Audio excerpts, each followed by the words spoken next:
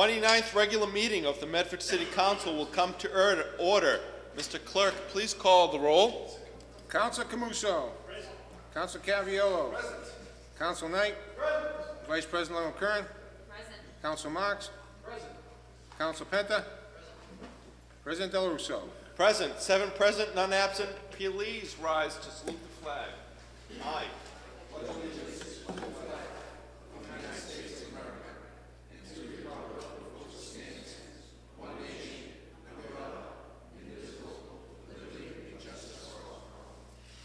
Thank you. Chair recognizes Councilor Knight.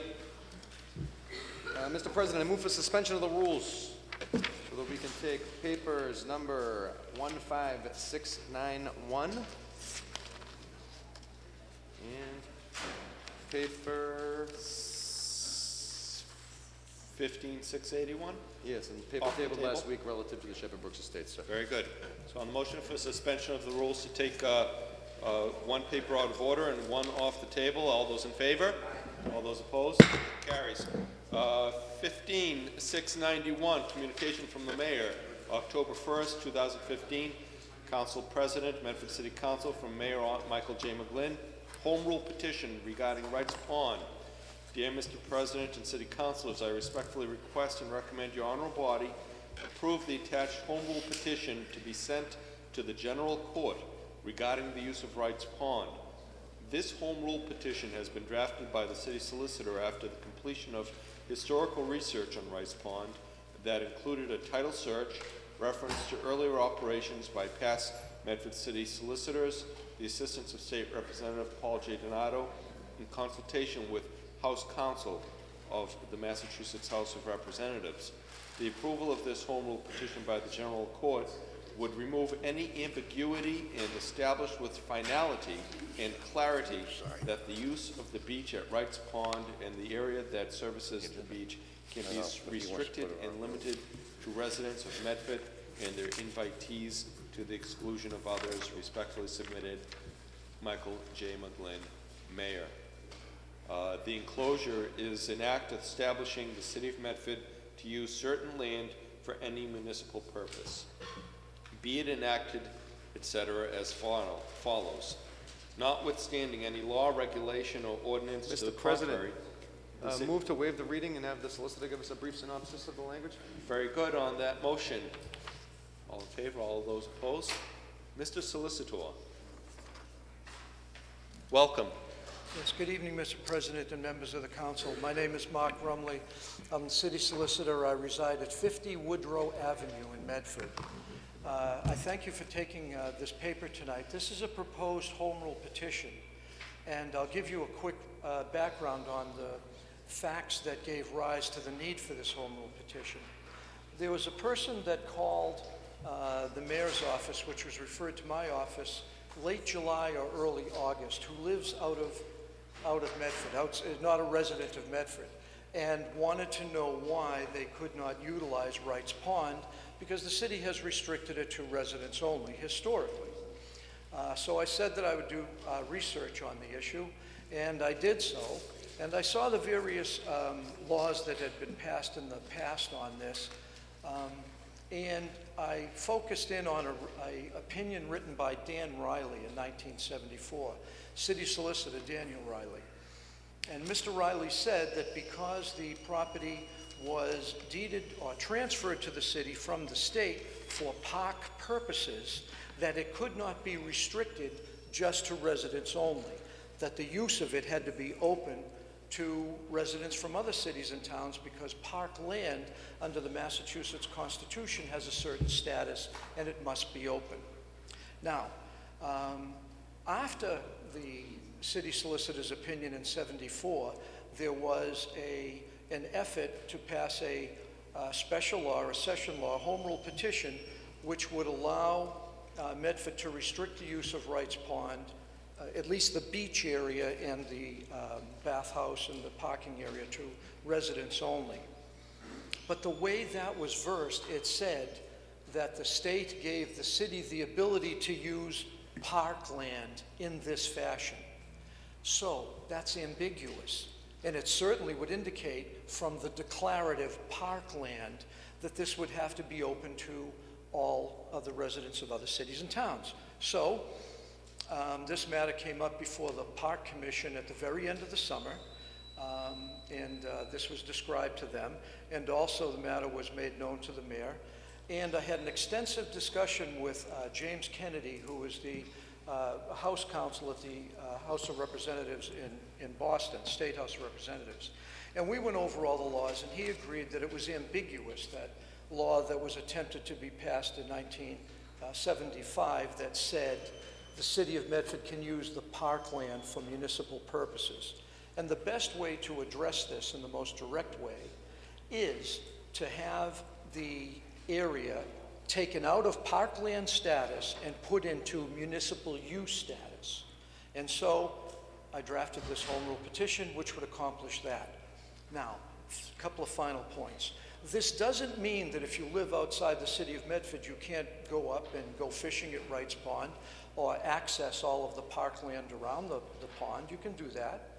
And it doesn't mean that if you're invited to come up by a resident of Medford that you couldn't go with them to access the pond.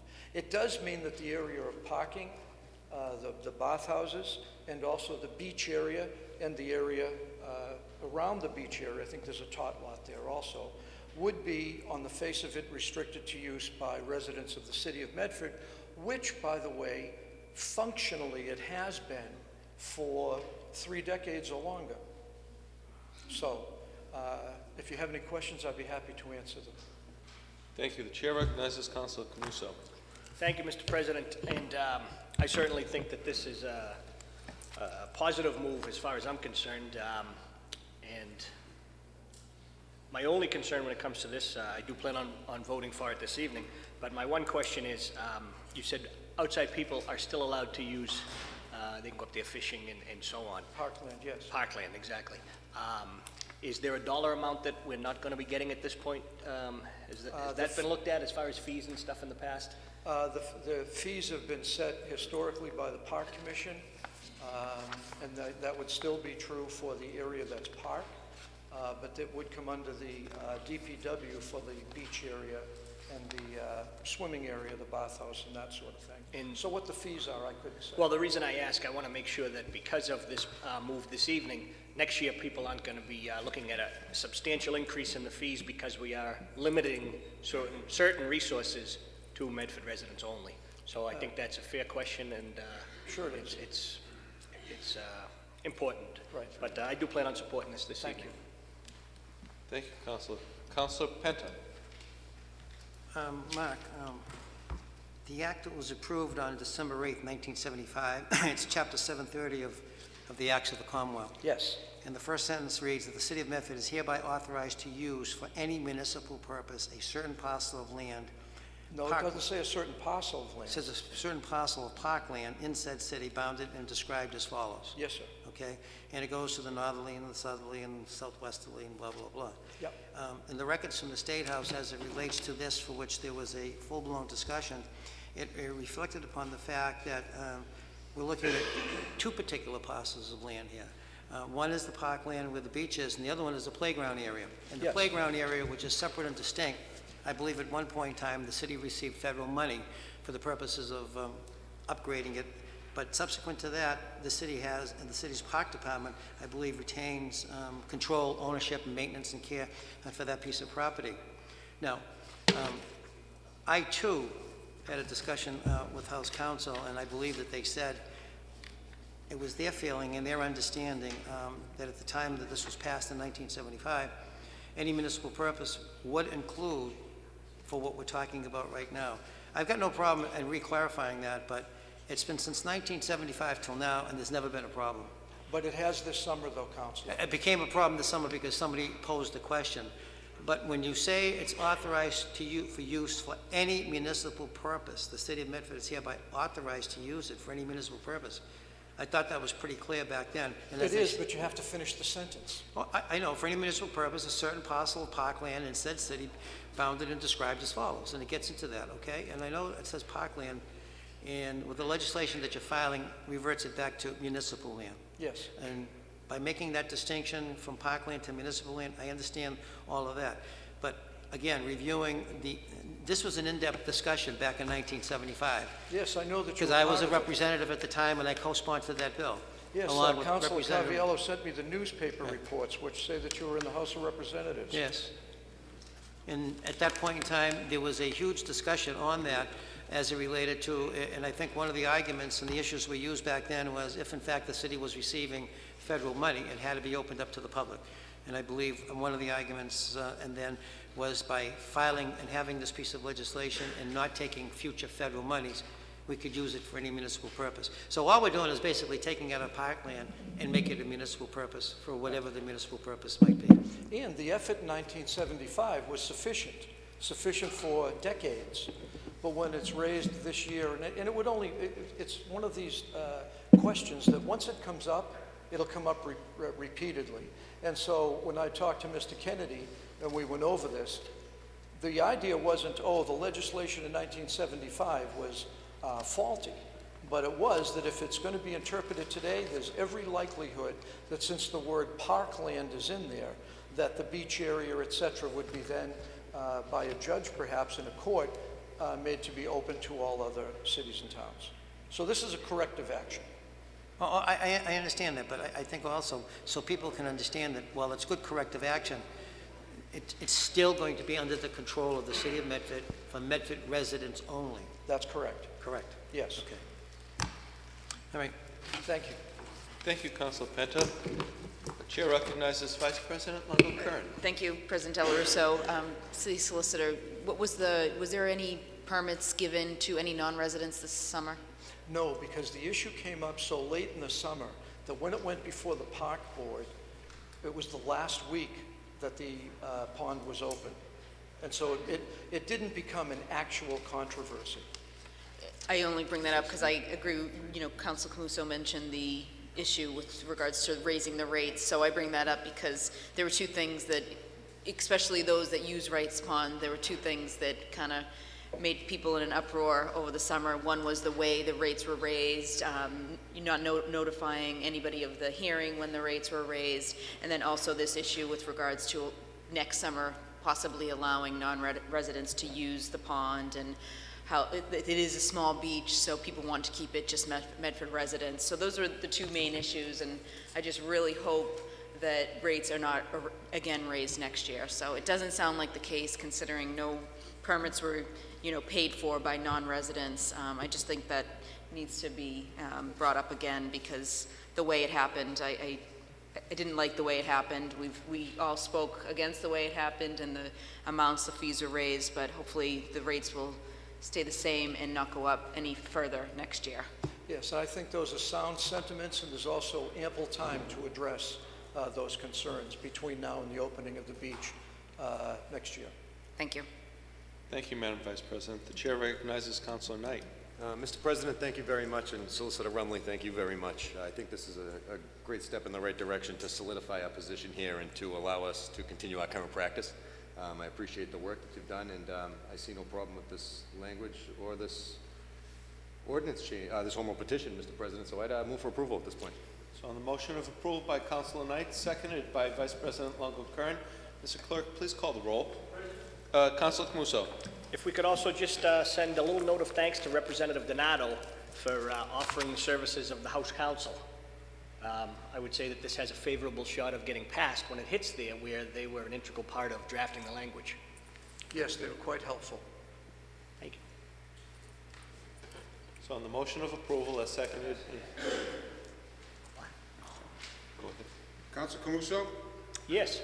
Council Caviello? Yes. Council Knight? Yes. Vice President Longo Kern? Yes. Council Marks? Yes. Council Penta?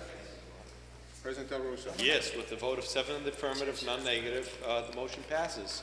Thank you very much, Mrs. Solicitor. So now to take 15-681 off the table, law claim for $24,000, Adrian Appel and John Grieve. This was tabled last week for some finishing touches that the solicitor needed to make. So the matter is now before us again on the motion of Councilor Knight. Mr. Solicitor, if you want to present on this matter, to bring us up to date on those issues. Thank you, Mr. President. This is the matter that has been discussed a couple of times before. It's the first time it's been on the council floor. I'm going to give a brief recitation of the facts and why this matter is before you. The facts are these: that for some time, John Grebe and Adrian Appel were caretakers at the Brooks Estate. They are married. And it came to our attention last year, they were blessed to be having a child. And that became problematic because of the age of the Brooks Estate, the fact that there is lead and other difficulties there, and certainly we didn't want to have the child come back to a dangerous situation. We were advised by our experts that as long as the child was an infant and not ambulatory or walking around, that shouldn't be a concern. And that was fine because we were in contact, that is myself and other people at City Hall, Karen Rose and Louise Miller. We were in contact with Mr. Grebe and Ms. Appel about what their intentions were. Because as the child would grow, they would have to leave the premises if we were going to begin to de-lead. So we received some cost estimates on de-leading the Brooks Estate, and that would be required to be done both on an interior and exterior basis. The cost would be, and I'm just giving an example or estimating, the cost would be $350,000 or better to de-lead, more on the better side. So we did have a conversation with Ms. Appel and Mr. Grebe about what their intentions were, and they weren't sure. So they took a little bit of time, and then they said that they would move, but we had to work out some terms to assist them in moving. That's the $24,000 figure that's in this settlement agreement. In return, the agreement that they have right now with the Brooks Estates would be voided, and we would go on to the future. If the settlement is not approved, then Mr. Grebe and Ms. Appel would have the right to return to the Brooks Estate at some point after de-leading, and we would have to begin the process of getting that de-leading done fairly soon. And in the meantime, put up with their, not put up in a negative sense, but be responsible for their living in another space while the de-leading was going on. So we have before you this agreement. I had it in your packet on Friday. I hope you had an opportunity to read it, and we'll answer your questions if you have any. Chair recognizes Vice President Longo-Kern. Thank you, President Del Russo. I just have a question with regards to, we know that the board, Brooks Estates board, signed the lease with this couple, or actually at the time it was just the gentleman. The city, we discussed in our meetings over the summer that the city really didn't know they were going ahead to do that, yet we consider the Brooks Estates part of Medford. So, absolutely. So going forward then, I guess, because if we do pay them to, I guess that would be the $24,000 probably is living expenses for 6 months to a year. There's a number of things in there, yes. What are we going to do as a city to make sure that this doesn't happen again? Has there been any restrictions with regards to people, caretakers living on the property? Is there any restrictions to maybe just a daytime caretaker who comes a few hours a day, checks on the property? What is going to be done so that we don't run into this again in 6 months, a year, 2 years, 5 years down the road? Well, the issue you're bringing up, of course, is the primary issue.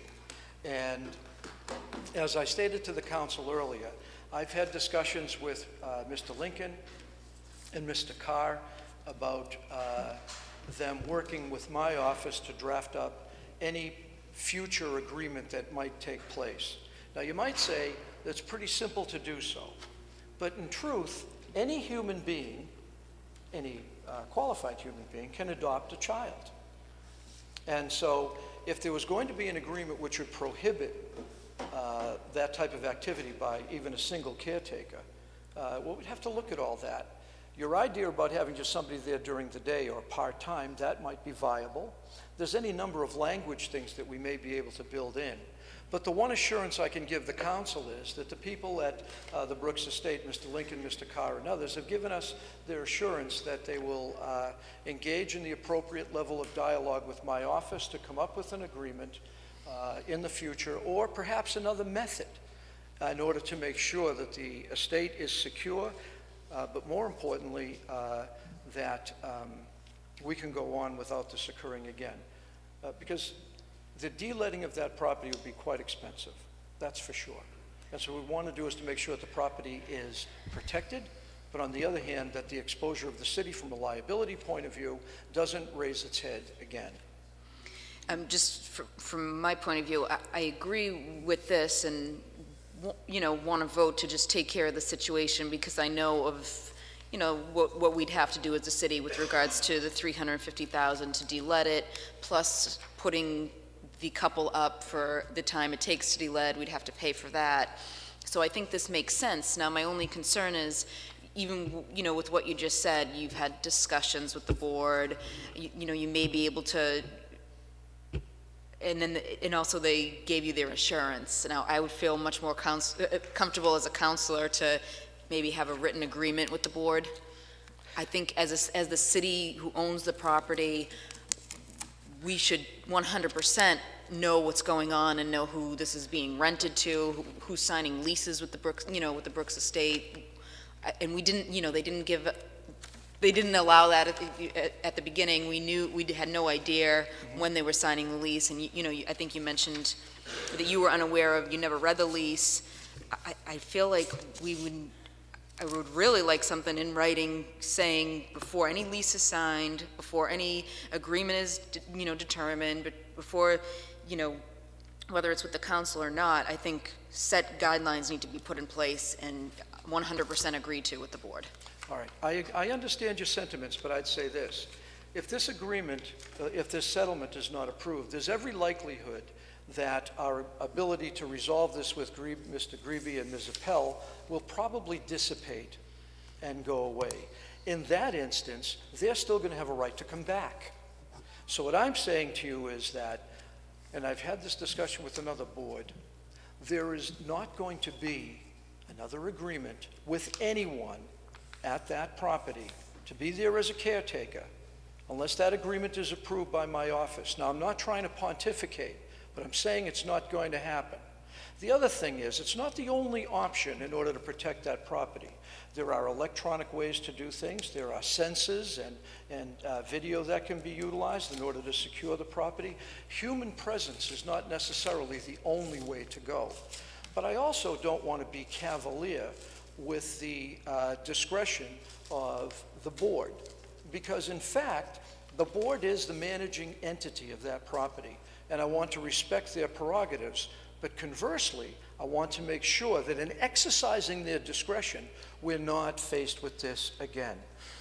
An example, it would be benign to say, well, we could always rent to a 70-year-old caretaker who's single, can't possibly have a child. Yes, he could if he adopts. There is not one human being that could not bring a child into that building. So the language, if there was ever going to be language to allow a human being to go in there for caretaking prerogatives again, would have to be so restricted as to ensure that there's an acknowledgement of the lead in the building and that no child will be brought in under guardianship or adoption or other ways to the caretaker. That might be addressed if we had a part-time caretaker who's up there during the day or at staggered hours. There are a number of different variables to do this. And I understand and I think that your concerns are prudent, reasonable, and professional. But I also think that at this juncture, at this crossroads, the question is whether to accept this $24,000 settlement or prepare for $350,000 plus.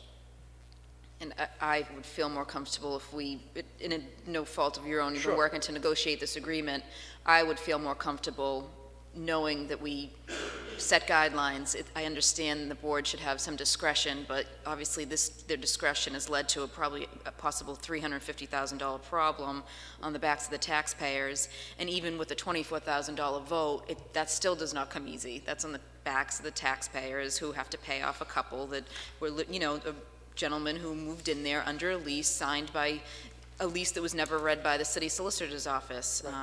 No fault of your own. The board never brought it to your office, and that doesn't sit well. I don't know if it's, I'm sure it doesn't sit well with the rest of the council. It just doesn't sit well with me. And I just want to make sure that this doesn't happen again. And I hope that we can come up, maybe as a B paper, we sit down and have a meeting with your office within the next, few weeks, and we discuss in the board and discuss how this is not going to happen again. I'd be certainly agreeable to that scenario. So I would make that a B paper so that we can roundtable a discussion with regards to what is the best for the Brooks Estates.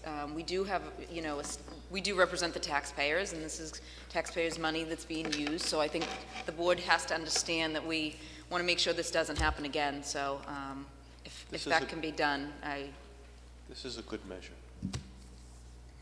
thank you. Thank you, Madam Vice President. The chair recognizes Councilor Marks, I'm sorry. Thank you, Councilor Marks. Thank you, Mr. Apologize. President, and thank you, Mr. Solicitor, for your presentation. Surely.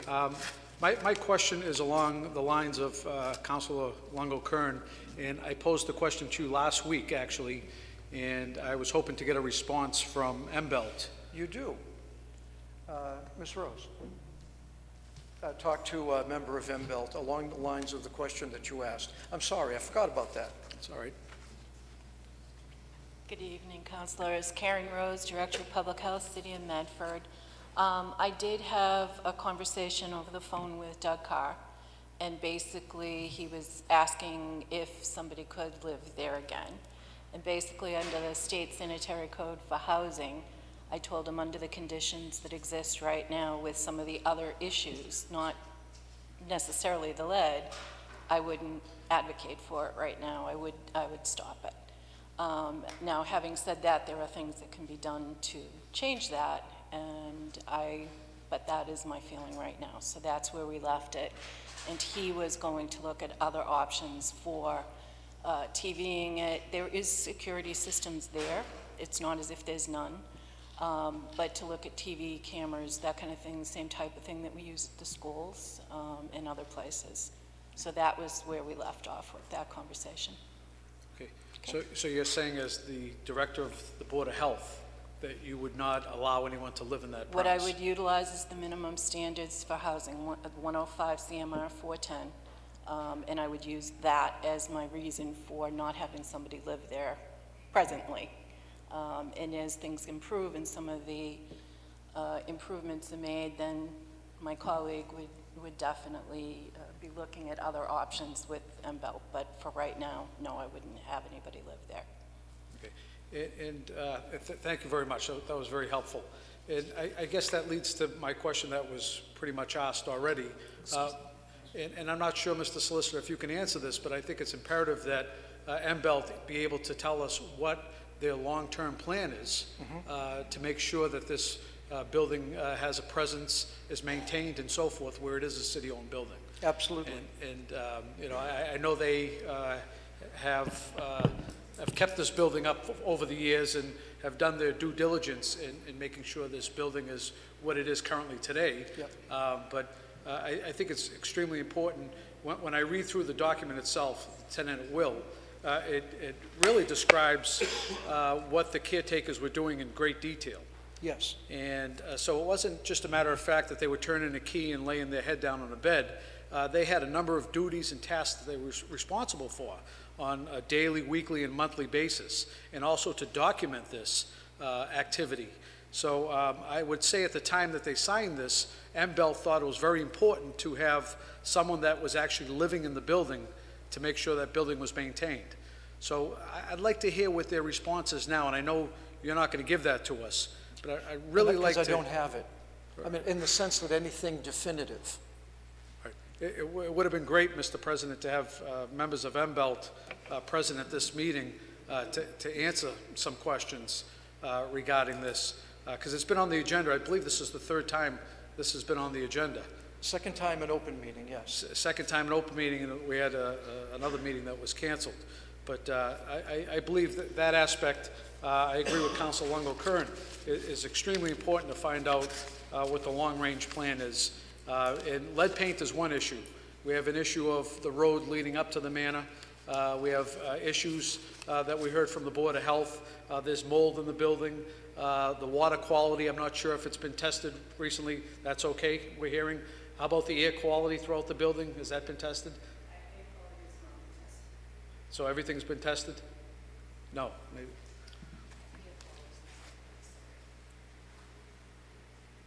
Just before Thanksgiving, because the water quality issue was brought to my attention and they were still living there, I had done the testing on the water and that passed. That is fine. But as far as air quality and that kind of thing, we didn't go that far. If they were going to de-lead, they would have to do air quality testing after that remediation. So we didn't do air quality testing in the meanwhile.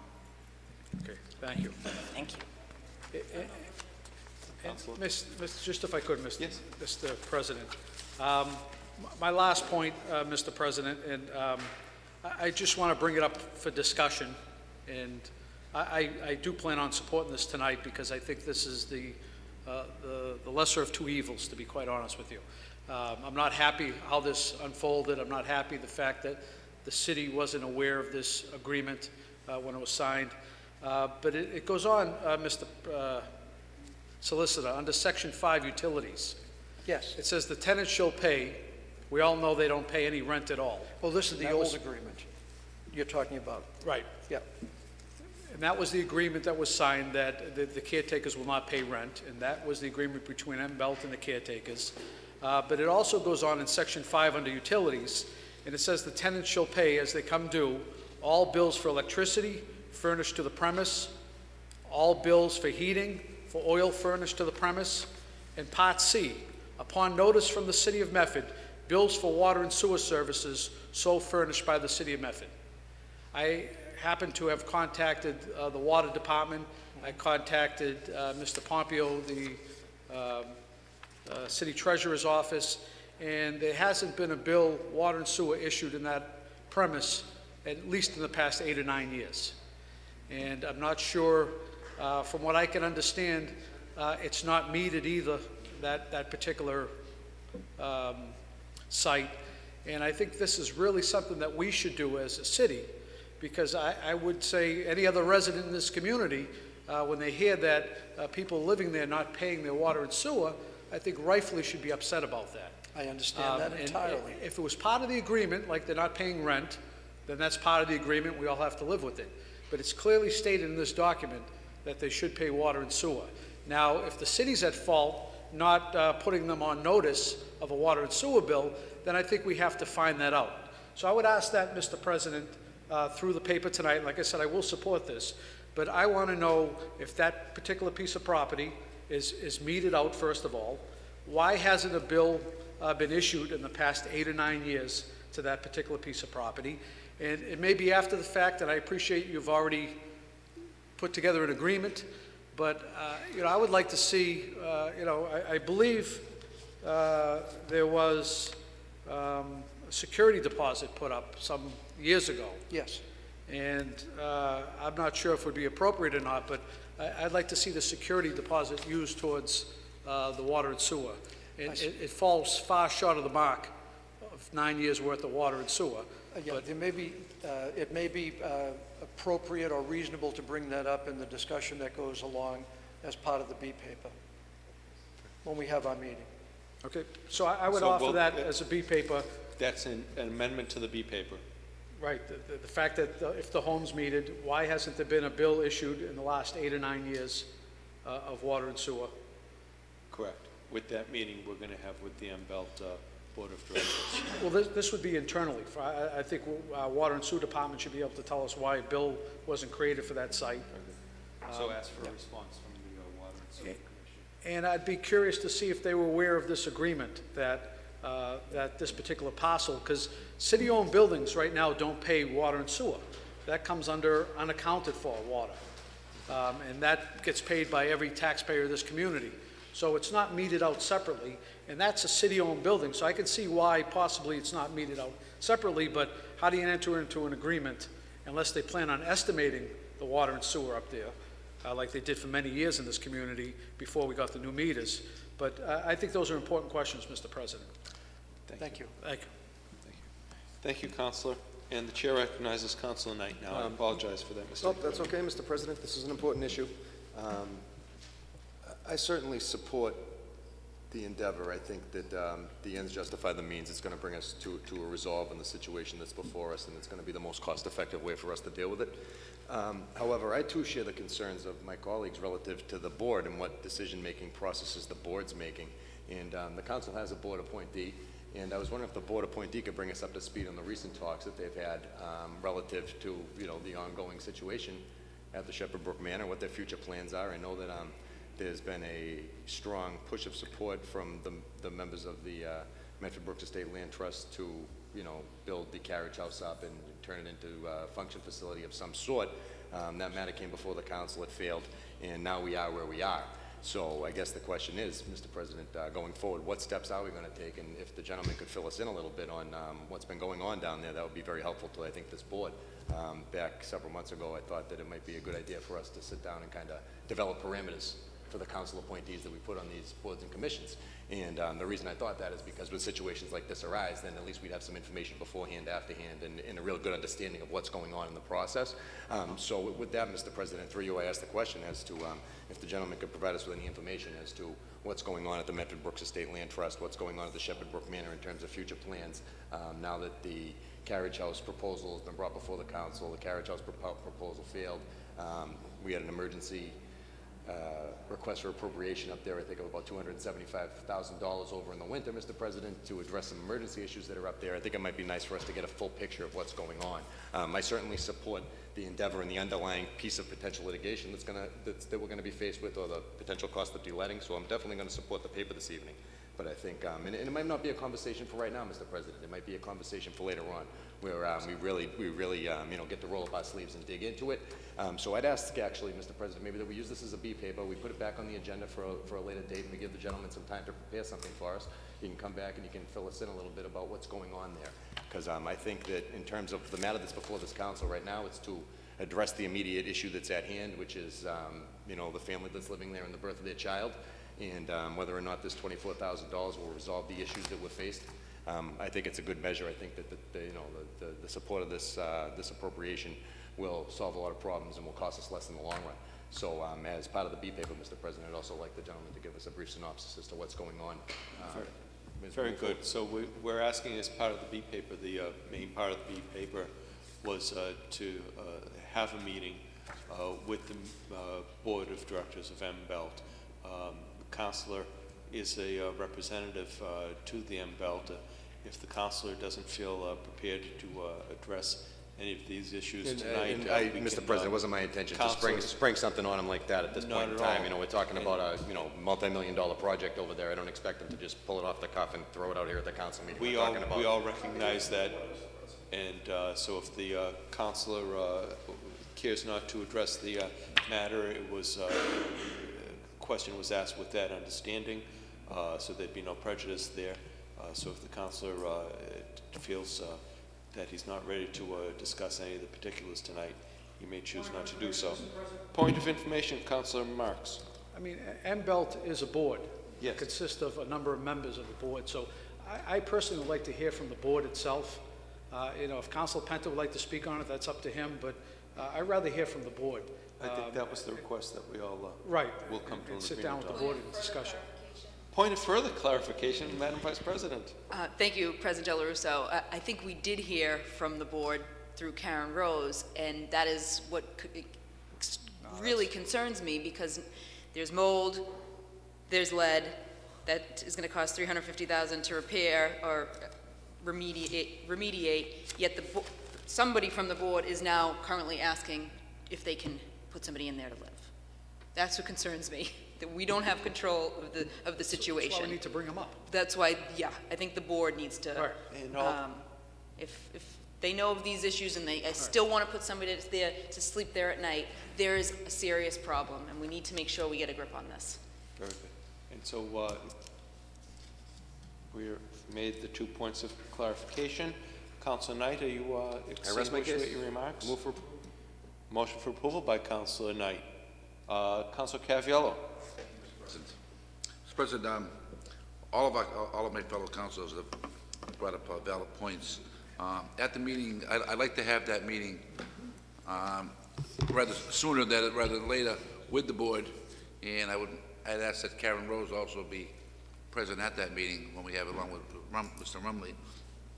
My only question is, when the board comes, I would like to see them bring forward all the issues that need attention right now, rather than waiting, 6 months down the line.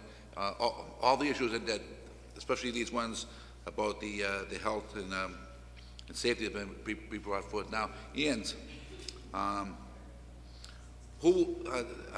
if there are any finances for M-Belt, who is now responsible for these bills, the electric, the heat? Does the city take responsibility for that now? Well, I can tell you right now that in the interim, when we have no one there to pay whatever the agreed rent was under the old agreement, that would be borne essentially by the city, Well, because it's our building. does the Brooks have funds to pay these in the interim, or the city can have? I couldn't answer that. I Well, don't know what the finances when are. they come to that meeting, if they could bring some type of financial report so we know if there is any funding. Yeah, I agree with So that, because as an amendment And- to the B paper, we're going to ask that Karen Rose be present for the meeting, and that M-Belt be able to provide to the Medford City Council an update on their finances, both what they have as far as operational budget and what they have as part of also their endowment. And my last question, was Mr. Grebe or Mr. Appel issued a 1099? That would be answered by Ann Baker. They certainly don't come out of my Should office. they have been issued a 1099 in lieu of rent in lieu of pay? Well, for the value of what they received. Yes. Offset by the value of what they paid. I suppose that there may be something there, but I'll leave that to the financial people, Yeah, thank you. because there's a balance. Very good. All set, Councilor? Thank you, Yes. Mr. President. Thank you, Councilor Caviello. Chair recognizes Councilor Penta. Just a couple, Mark, how long have the tenants been sitting there as a tenant at will? Well, the old agreement calls itself a tenant at will agreement, so that would be since 2007. And from 2007, Actually, no, September 14th, And what are- 2007. and what are the options on there for the tenancy to end? Requirements by the tenant as compared to the city. What are the requirements for this tenancy at will to not become operative any further? To not what? I didn't. Not become operative any further? Oh, well, the settlement agreement voids this No. contract. If the tenant wanted to leave, Yep. what did they have to do, being a tenant? Well, I suppose they'd have to give appropriate notice under the agreement and leave. And what about the city? The city would have to ask them to leave if they were in default of the agreement. Okay. I was told by a member, I'll say it directly, I was told by Mr. Lincoln that they're not in default of any term. They're not in Actually, that they are the best caretakers they've ever had. Okay.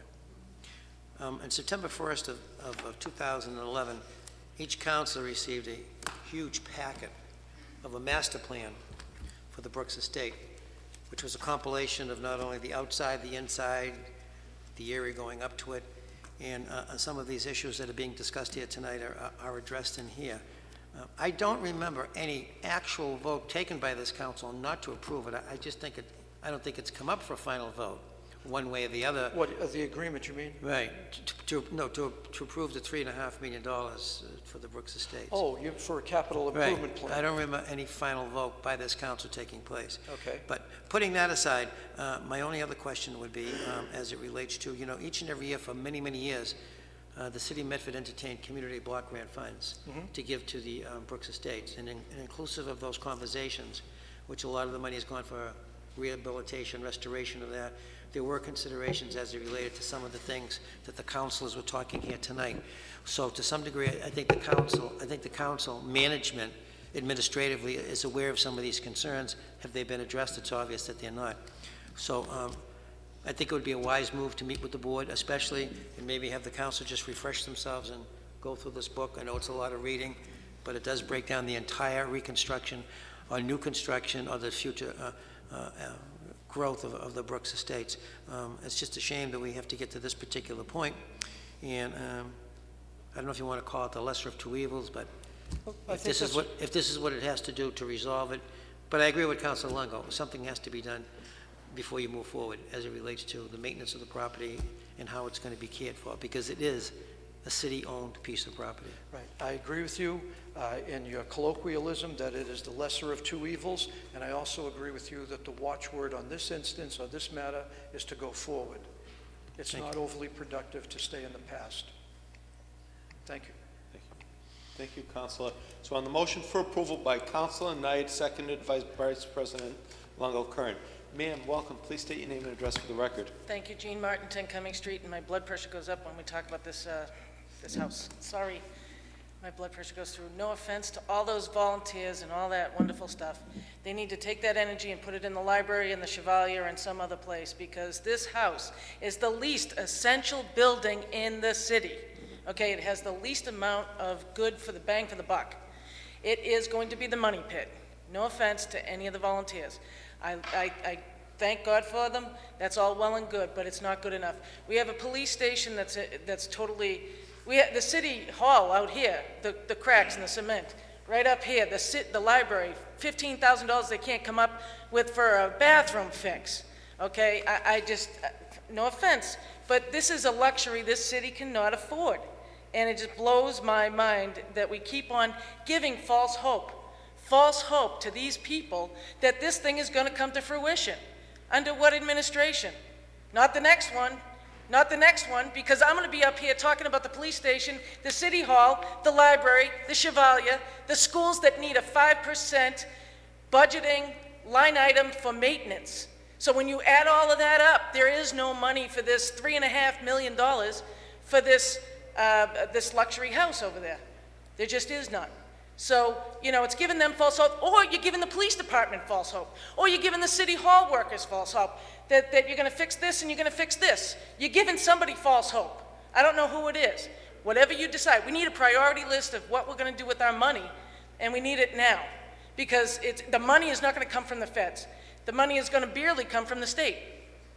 And so if you could get that money from some benevolent cause, more power to you, but that's not happening. And now we have people living in a house that is unviable.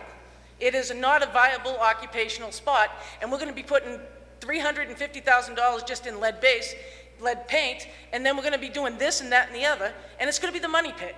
It's going to be a little bit here and a little bit there. Doesn't that sound familiar? Isn't that the mayor's old way of working?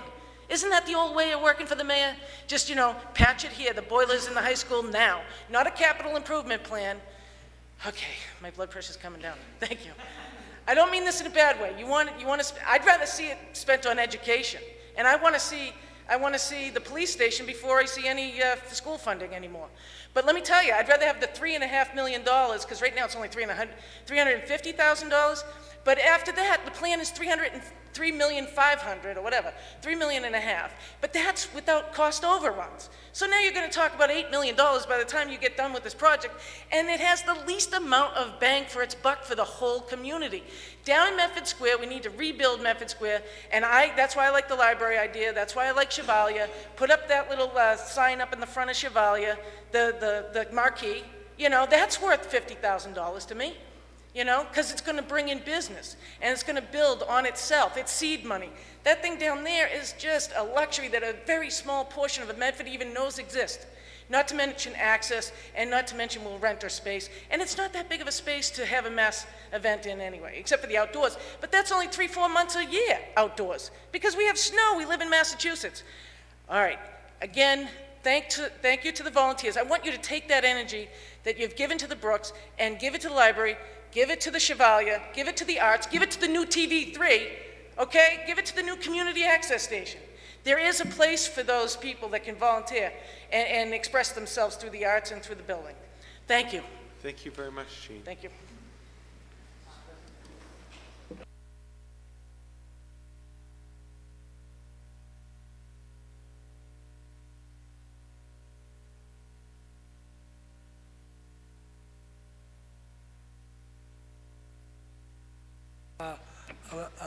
migraines from your lights. Hi, please But I'll state your take name it and off. address for the You just record. want to see my bald spot, that's all.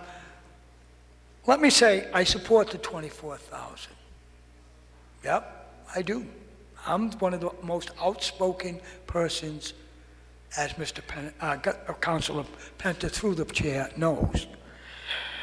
But I do support the 24,000. I don't support extortion. And that's what you've been talking about. Look it up. I also say I don't support a board in private industry that does similar things. I don't support that either. But in the city of Medford, we support a board that Charlie Morelli, who was the chairman of the cemetery, a great friend, argued that this was what was going to happen. They promised to raise money. Never happened. $100,000, which the mayor helped get for them, is not raising money. They promised that nothing would go wrong up there. Well, I have been researching the idea that there was a leak in the oil tank. I've been told it's been corrected. Thank you. I appreciate that. Now my property, which I'm about to leave, won't be affected by oil. But they haven't done a darn thing about the sewer. Where did those children go to the bathroom? That child? Where did those adults go to the bathroom? How did they live in a house without a sewer? I have asked Ms. Rose this. She's told me that that's not connected.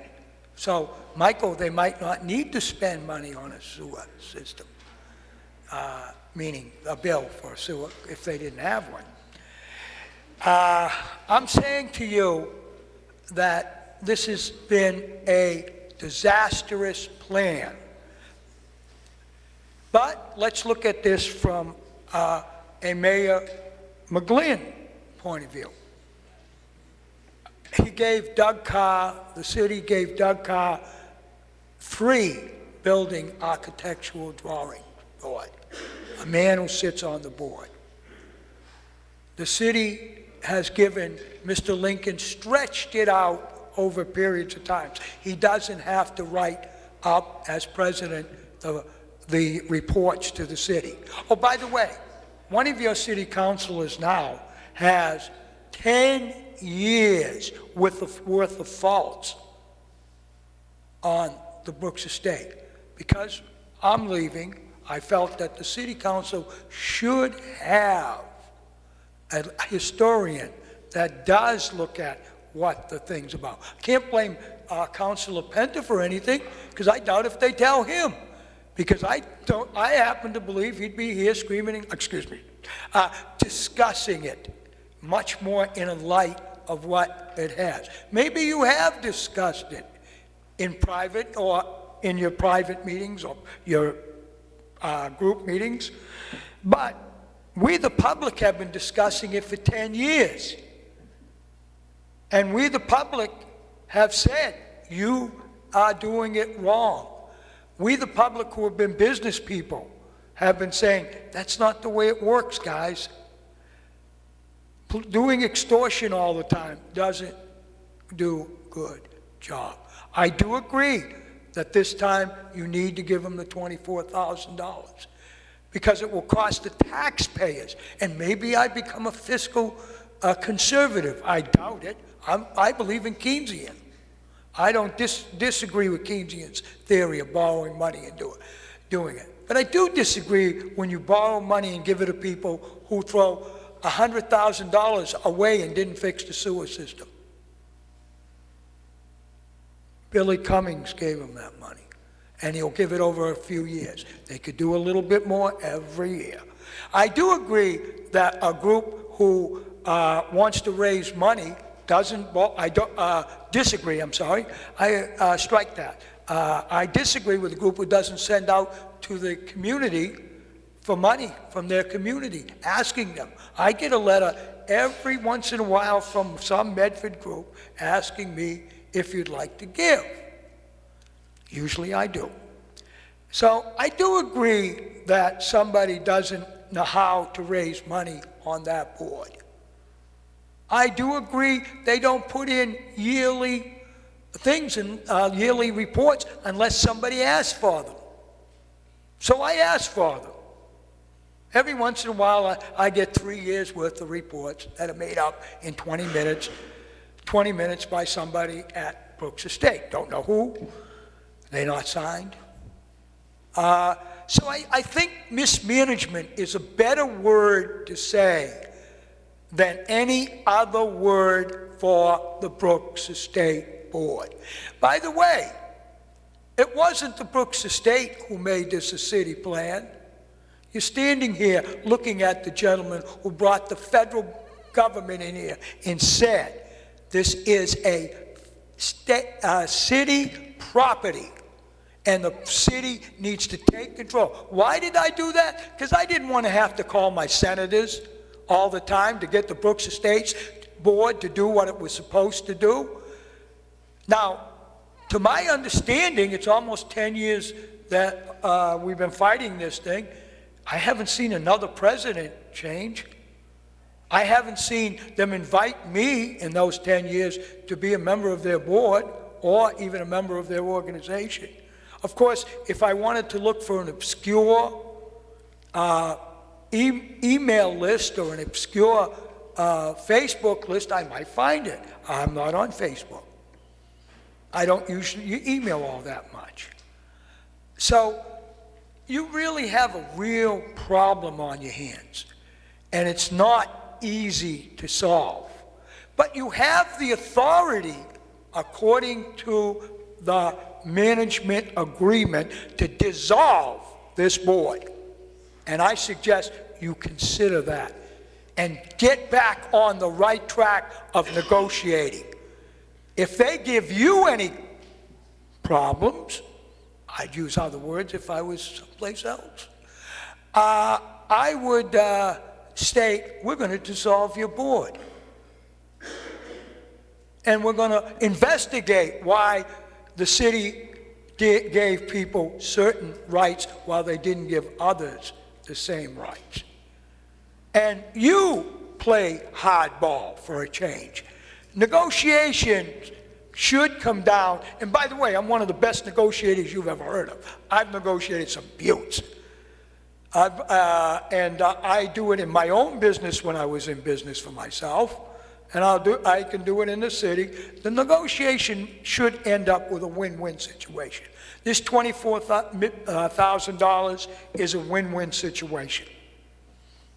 It's appropriate, it's for the right of the people to not have to spend $350,000 in one whack, bring back the same group of people. Excuse me, I own real estate property. A tenant at will can leave at any time, and I can go to court and take them out.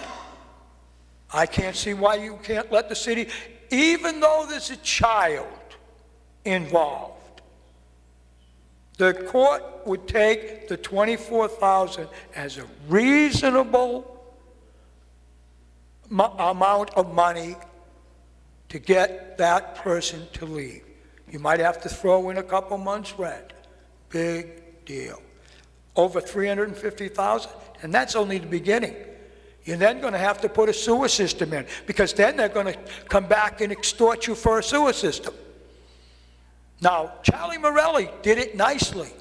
I want to thank the two people here. They were extremely nice about what these people did to you people. If they were in business and I was their board or their leader, I'd fire every one of them right now. I wouldn't have done it 5 years ago because I had no proof. Now you have the proof. You have the proof of what we've been saying about mismanagement for the last 10 years. And you can't blame Bob Penta for it. You can't blame anyone in this board for it, because they never came here and told you the problem either. All they did was come in and ask for money after they couldn't raise it. So don't blame any one of you or the council. What you need to do is be hardball in negotiations. And I want to thank you, but I want to say one more word. This is probably my last meeting. I'm going to Florida. It's not my problem anymore. It's the person I gave the Brooks Estate 10 years worth of work done by Mr. Morelli, myself, and my wife, Carolyn Rosen. Thank you. Thank you, Doctor.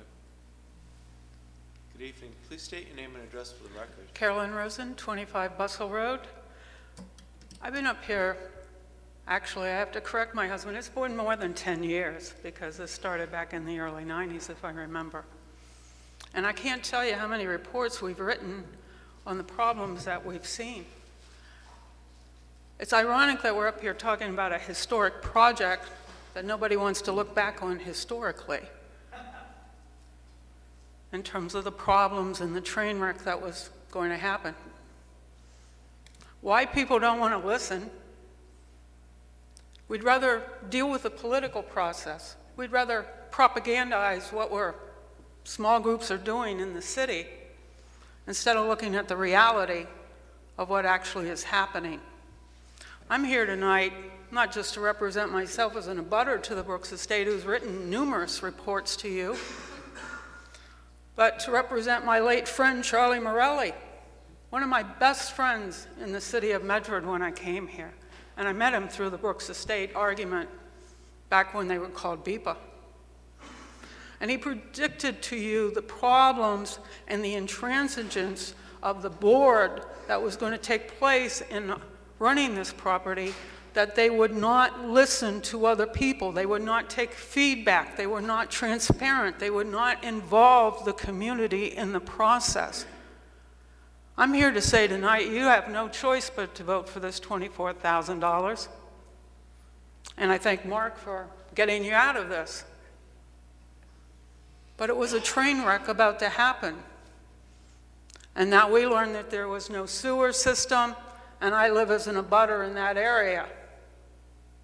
So much for the environmentalism and the conservation and the preservation issue. The hypocrisy stinks. But the issue is that the city administration, outside of Mark and Karen Rose, would not hold this group accountable. I can't tell you how many times I ran around and got pushed around and the buck passed from here to here. The budget director, the city clerk, so forth. No one had reports to present that should be transparent to the public in terms of the amount of money they were raising. So you could know whether there was money to cover the $24,000. Is there director and officers insurance for errors and omissions that would reimburse the city?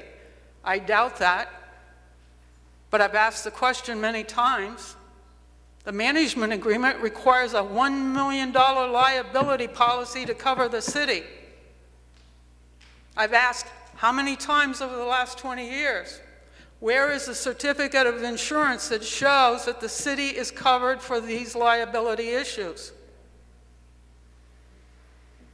That did not happen. And you know why it doesn't happen?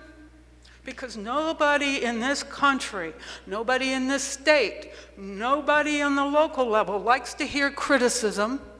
Nobody likes to hear skepticism. We all want to pretend that everything's nice and positive and rosy.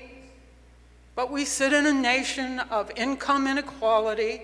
We sit in a local city where we have special interest groups that have a little playground that they can play in to create their little political groups to say what wonderful things they're doing in the city, and now you're sitting here with a $350,000 disclosed problem and paying $24,000 as extortion to get out of that problem.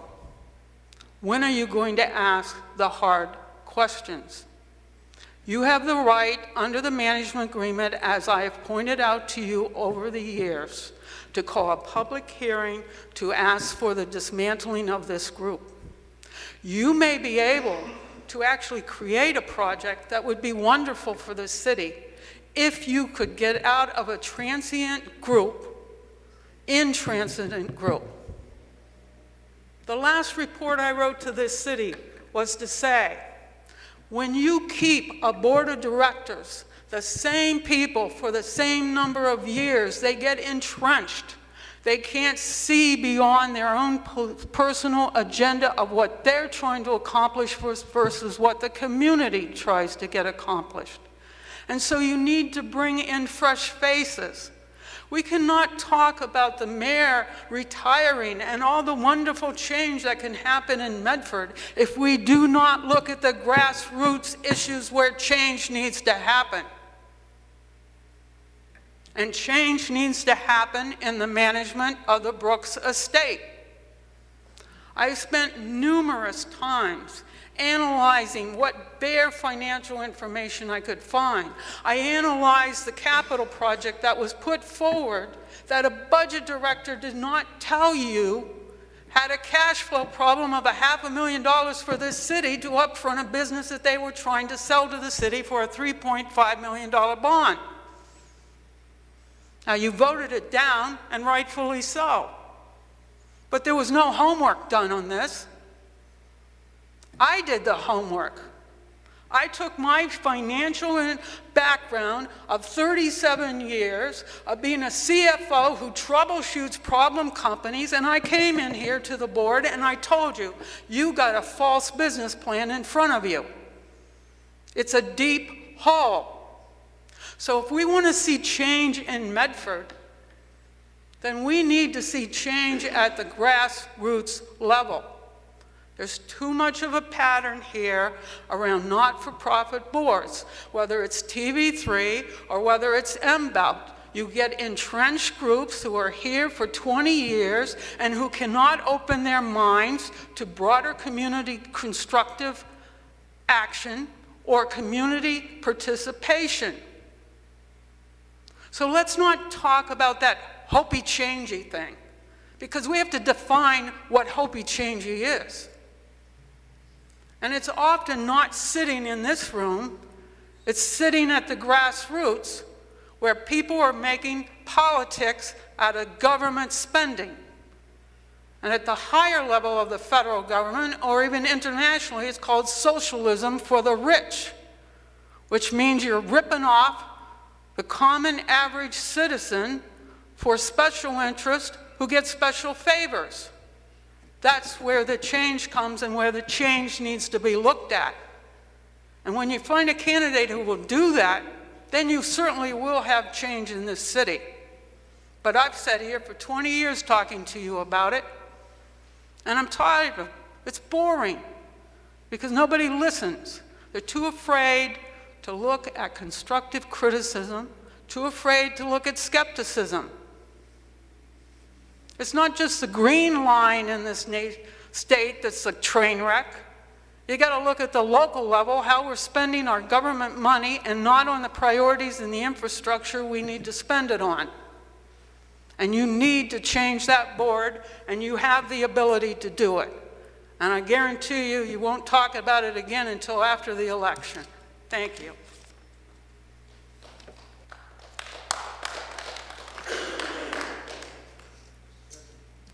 Chair recognizes Councilor Penta.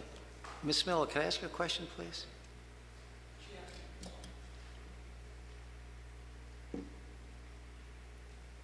In all this conversation that we had tonight, something very important was pointed out, and it's the ceiling over there. And we were told months ago that that was going to be fixed, and it's still being covered up. So this is a municipal public building where somebody almost got killed when it fell down. When is that ceiling going to be fixed? We hired an architect over the summer. The architect just finished their report, which includes the ceiling in this room as well as the parapet in the roof and other issues. The report was just finished this week. I received it 2 days ago, and it includes proposals and a budget for the repair work. And how much will the cost be? Yes, it includes a budget for the repair work. How much is it? I actually honestly don't remember in the book specifically for this. I just remember the total amount for all of City Hall. Yes, it was mentioned earlier. And because it was mentioned earlier about things that need to be corrected in this community, the city is going to budget for this, I'm assuming? And where is that money going to come from? That's the last question. I do not know. Okay. On the motion for approval by Councilor Knight, seconded by Councilor Longo-Kern, Mr. Clerk, please call the roll. Counsel Camuso? Counsel Caviello? Yes. Counsel Knight? Yes. Vice President Longo-Kern? Yes. Counsel Marks? Yes. Counsel Penta? Yes. President Del Russo? Yes, with a vote of 6 in the affirmative, 1 absent, the motion passes. Oh, and the B paper, can we have a roll on, It's up to you. It's Oh, meeting, be- future, financial plan, meters. meeting, the financial reports, meeting with the Board of Health Director, and The meters and building. and options. Why the city hasn't sent out a water bill in the last 8 to 9 years? So motioned. On the B paper, all those in favor? Roll call has been requested, Mr. Clerk. Please call the roll. Oops.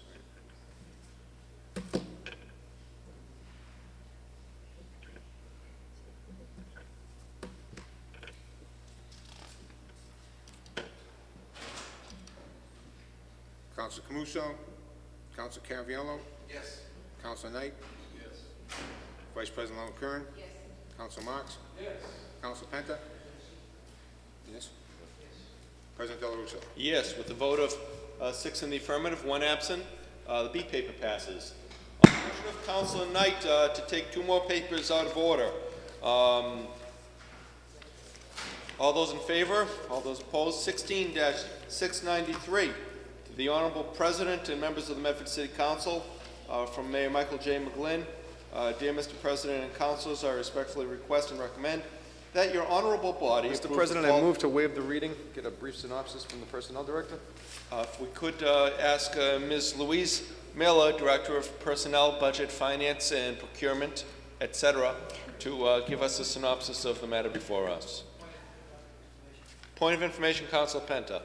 When did this vote take place? When did these folks vote on this? They are going to be voting on it this Friday. So we're taking a vote on a money matter that hasn't even been voted and accepted, correct? They were going to vote last Friday. That is correct. They were going to vote last Friday, and there was a scheduling reason for which they're voting this Friday. So for the purposes of protocol, this has not been voted upon yet. It has not been voted by the DPW unit. It is a ratification. It has been signed, however, by the Teamster Local Union Number 25, Sean O'Brien, President and Principal Officer, and Stephen South, Business Agent, so that the memorandum of agreement is binding. It might be binding, but the members themselves have not voted on this. That's correct. Correct. So I think in all fairness, I think this should just lay on the table till they take their vote, and we can just vote on it next week to keep the protocol in order. You were in a point of information, Council Penta. Is that a motion? Point of information, Councilor Knight. Having some experience in this field, Mr. President, having done this type of work and actually having represented the Medford DPW at the negotiating table in the past, it's interesting the way that this works, but the bargaining team come to an agreement with the mayor's bargaining team. The mayor's bargaining team comes to us to fund the contract. The union's bargaining team goes back to the union to ask to ratify it. The members of the bargaining team who sat down and negotiated the contract in good faith, Mr. President. They're bound to support it because they agreed at the table. So I don't anticipate any problems with the passage of this. I've talked to some of the members of the DPW personally about it. I've gotten calls to support this measure. I feel as though holding it up or voting on it tonight is not going to have any difference on the end game, and I'm not too sure about what protocols and controls that Council Penta is referring to, so maybe if you could clarify, I'd appreciate it. I'll make it perfectly clear. Number one, if we're asked to being voted upon something for which I'm assuming the folks that work down there, Local 25, the union membership, and they haven't yet voted on it, it's just their management or it's just a preliminary. I don't know. I mean, and everything goes all right, great. But I mean, why would you vote on something before the membership even had an opportunity to vote it up or down? I mean, so if you're going to do it, why wouldn't you just do it right? That's what protocol does. That's the process. I guess we can make the argument conversely. Why would they vote on it until we agree that we're going to fund it? You know what I mean? It's one or the other. No, it wouldn't be, because every single union contract that's signed here in the city has always been signed after the membership has taken a vote to accept it.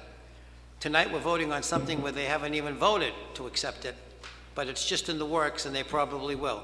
Well, probably will is not the same as having it in proper But form. there's no protocol, is what I'm saying. There's no protocol. It might be the past practice, that might be what's happened in the past, but there's no protocol, rule, regulation, law, or otherwise that would require someone to do that, Mr. President. Well, That's the all I'm council has a paper before it. Point of information, Councilor Camuso. If the vote's going to take place this Friday, why don't we table it for 1 week? We take it up next week? Is that a motion? Motion. On the motion to table by Councilor Camuso, which is undebatable, all those in favor? Roll call. Roll call has been requested.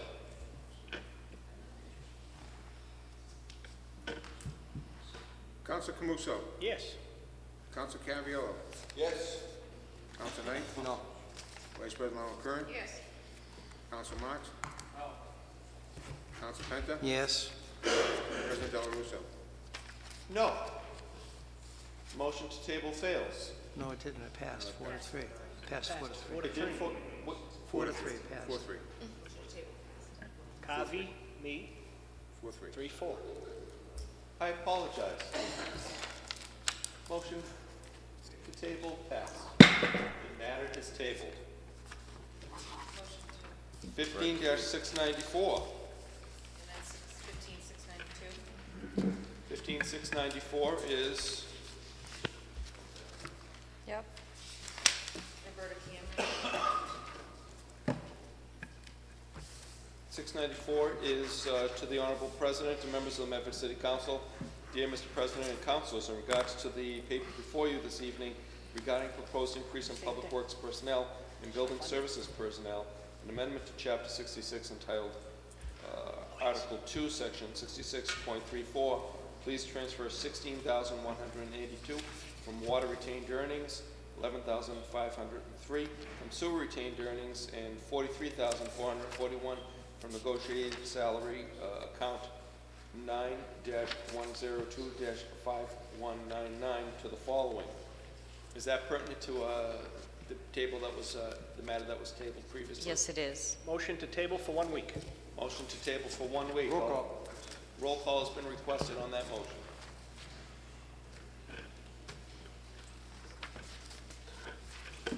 Counsel Camuso. Yes. Counsel Caviello. Yes. Counsel Knight. No. Vice President Curran. Yes. Counsel Marks. No. Counsel Penta. Yes. President Del Russo. No. Vote 4-3. Motion is tabled. While we're in suspension, While we're under suspension, 15692. thank you, Ms. Miller, for your presence this evening. 15-692, offered by President Del Russo. Be it resolved that Roberta Cameron update the council on the Community Preservation Act ballot initiative. Welcome, Ms. Cameron. Thank you very much. Thank you to all of you for inviting me to come and provide an update. As you know, over the summer, a collection of signatures was taken up to put on the ballot for this November the Community Preservation Act, for the city to adopt the Community Preservation Act. This is a state program that enables cities and towns to collect revenue, especially for open space, recreation facilities, historic preservation, and affordable housing.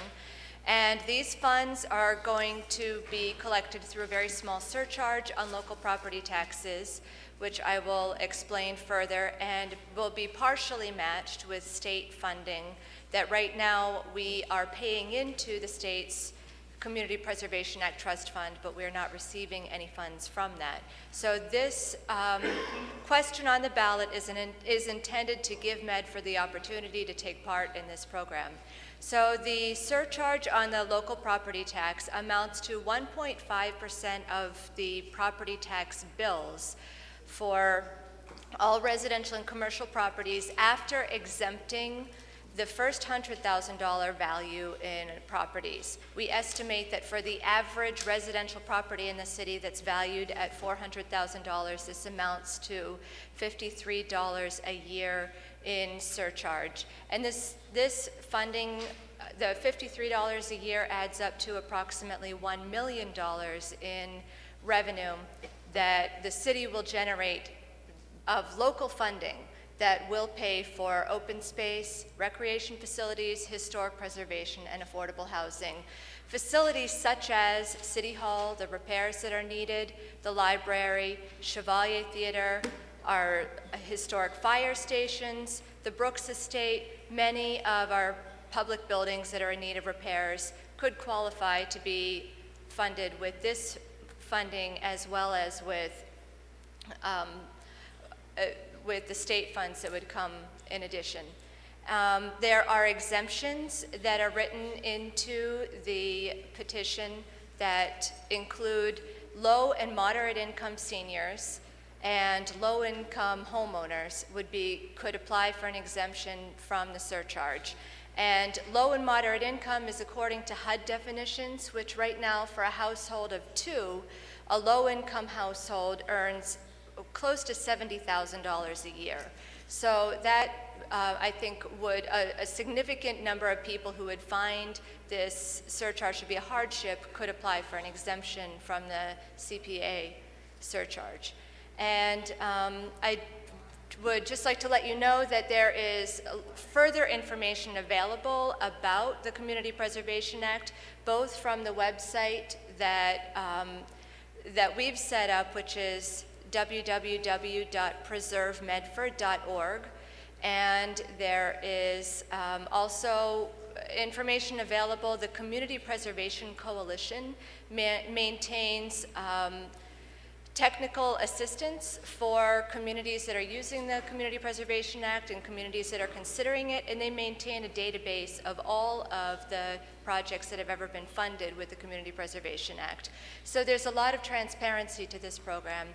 The funds would be spent each year through the oversight of a committee that would be appointed with representatives from the Housing Commission, the Conservation Commission, the Redevelopment Board, the Parks Commission, and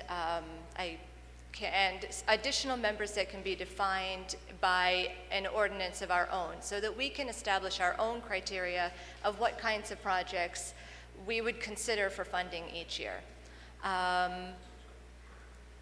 Further, I want to ensure that voters all have the opportunity to learn about the Community Preservation Act, to learn about question 1 on the ballot, and I would entertain any suggestions about how we can best reach out to voters in the short time that is available before the election.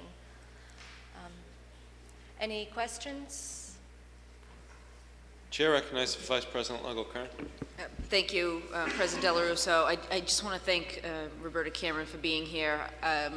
You have people in Medford from, people talking about it, because we saw you everywhere this summer trying to collect signatures, and I think that was a great endeavor.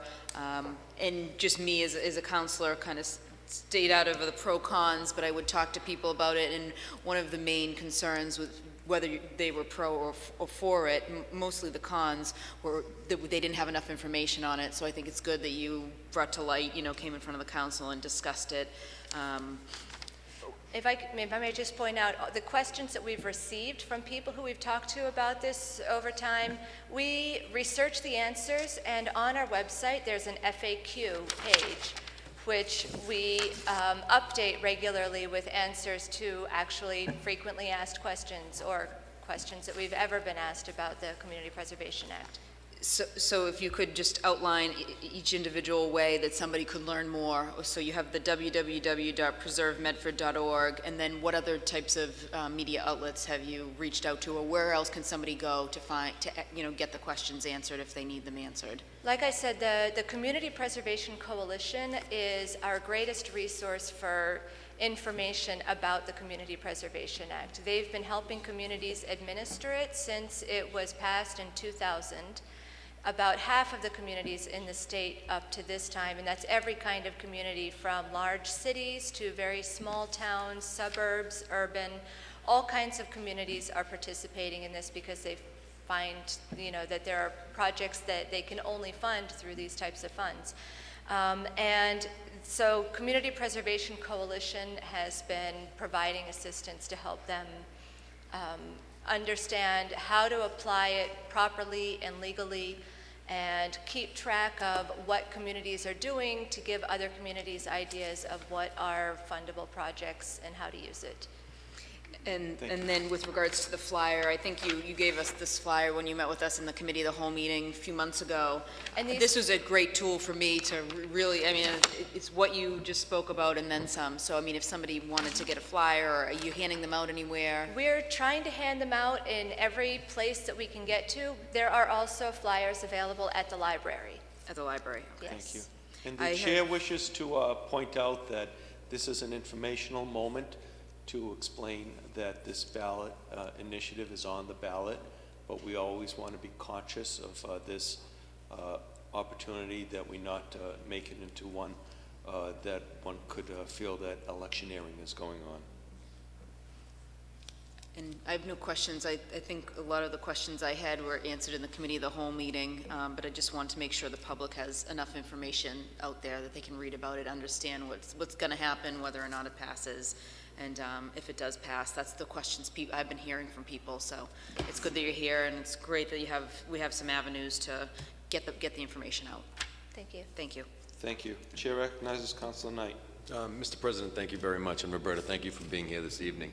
I'd like to thank you for taking the time to come up here and help educate the electorate about this question that's going to be on the ballot, because there have been a number of questions and concerns about it. It's a rather lengthy question. It sometimes can be interpreted as confusing. So thank you very much for coming out here this evening. I just wanted to echo your sentiments, Councilor Caviello, that this is a presentation that's informative in nature to educate the electorate of what the question will be on the ballot, and not really to debate the merits of the question and have a vote on it here this evening. That's going to be left for November 3rd. So with that being said, I just really want to thank you for your work. I want to congratulate you and your team for their efforts on being able to acquire the number of signatures to get the question on the ballot, because that was a heavy lift. That was really quite an endeavor, and you guys pulled it off. So congratulations, and I wish you guys the best of luck on November 3rd. Thank you. Thank you, Councilor. The chair recognizes Councilor Caraviello. Thank you, Mr. President. Roberta, I want to commend you on your monumental task of getting all those signatures. One of the questions I'm being asked by people is, what happens if the state funding starts to dry up for this? What is our obligation? There are two answers to that question. First of all, if after the initial passing of the Community Preservation Act by a community, the community does not make any further changes, cannot make any further changes for 5 years. After 5 years, they can change the amount of the surcharge, change other details, the exemptions and other details about their CPA law. And secondly, or they could vote to eliminate CPA if they were unhappy with it. So far, communities have not been... Would that take another ballot question? It would require another vote in the general election to make any changes. So we cannot raise or lower the percentage of the tax bill without going to the voters, and we can't eliminate it without going to the voters. And any changes would have to take place after 5 years. But to answer the other point of your question about what if there is no state funding, so far the state funding has been continued, and there is not any sign that they're going to discontinue the current sources of funding. There's some question as to whether they are going to add additional funding into the reason I asked that is I was at a breakfast with Lieutenant Governor Polito last week, and yes. That question was asked, and she didn't say that the governor was not going to fund it, but as more and more communities join in on it, the pool is going to start drying up. In recent years, it has ranged from 30 to 50% typically of state funding to local funding. We estimate that the city of Medford, at the level that is on the ballot, could generate $1 million a year in local revenues. And if that's matched $300,000 a year in state revenue, that's wonderful. If that isn't matched $300,000 a year in state revenue, we still have gained $1 million a year in local revenue raised through the city of Medford that will benefit our historic public buildings, our parks, and our recreation facilities. Thank you. Thank you, Councilor Caraviello. The chair recognizes Councilor Camuso. Thank you, Mr. President, and thank you for your monumental efforts. to get this on the ballot, because definitely there is pros and cons of this as we speak to different people throughout the community. So there's no better way than to get an actual gauge than to have people actually participate and take that vote. Coincidentally, Governor Baker this morning was in the Great Hall up at the State House, and he was having a little gathering to celebrate the 15th year anniversary of the signing of the original bill. I believe it was under Governor Salucci back in '02. Swift, all right, Governor Swift, that's correct, yeah, 2001. Governor Swift. So that took place earlier today up at the State House. But with that being said, I actually look forward to the results of this portion of the ballot question that's going to take place in November, because it's certainly going to tell the elected officials moving forward where the interests are, I think, throughout the community as a whole. If people are behind the Brooks Estates, say, that we just discussed, or behind other areas like the Royal House that would be eligible for funding. So it may give a better picture moving forward on moving certain projects forward, and maybe not so much as well. So I think that the results will be indicative on where people want this community to go. So I'm looking forward to that as a bigger piece of the whole picture. But like I said, I want to thank you for your commitment to get the signatures. I know often over the last 16 years as an elected official here in our community, we often heard people say, we're going to get the signatures and we're going to put this on the ballot, and this and this and that. And it really never comes to fruition. But you and other members of the Thank public you. I'd like out to here. acknowledge that it's a lot of teamwork that Absolutely. brought this. Yeah. I must have seen Mimi more over the past 2 months than I've seen her in a few years. I think since Tom Birmingham's election, way back when she was a big shot at the SEIU. But with that being said, I just want to thank you all for your effort, and I look forward to working with you whatever way this goes, at least for a month or so, because I'll be retiring at the end of December. So, thank you. Thank you. Thank you. Thank you. The chair recognizes Councilor Penta. I think what's interesting about this, when it first came up in 2001, I was the only council that supported, not only supported, but support putting it on the ballot. Unfortunately, the council at that time voted 6-1 not to do that. But here we are, it's a new day, it's a new day dawn. I think the part that's been most concerning by people who have a question is, once this is voted upon, how is the committee formed? Who makes up the committee, and who makes the determination of what and how the percentage is going to be? Because that's the big cloud in the sky. That's a great question. The state statute establishes that there would be 5 members that they assign from existing boards around the city that are include the Housing Commission, the Conservation Commission, the Community Development Board, the Parks Board, and the Historical Commission. And up to 4 additional members could be appointed, and it would be up to the City of Medford through an ordinance that would be drafted by the City Council, perhaps with the input of members of the public and other city officials, to determine who those other 4 people could be. They could be at-large members, they could be appointees from other boards, and et cetera. And that committee could have the potential to undertake a yearly planning process to set out what are the community priorities for funding that year, so that they get input from all of the various interests throughout the city to establish what weight is given to either of those program areas, or within those program areas, what are the most important types of projects that we are looking at in a given year.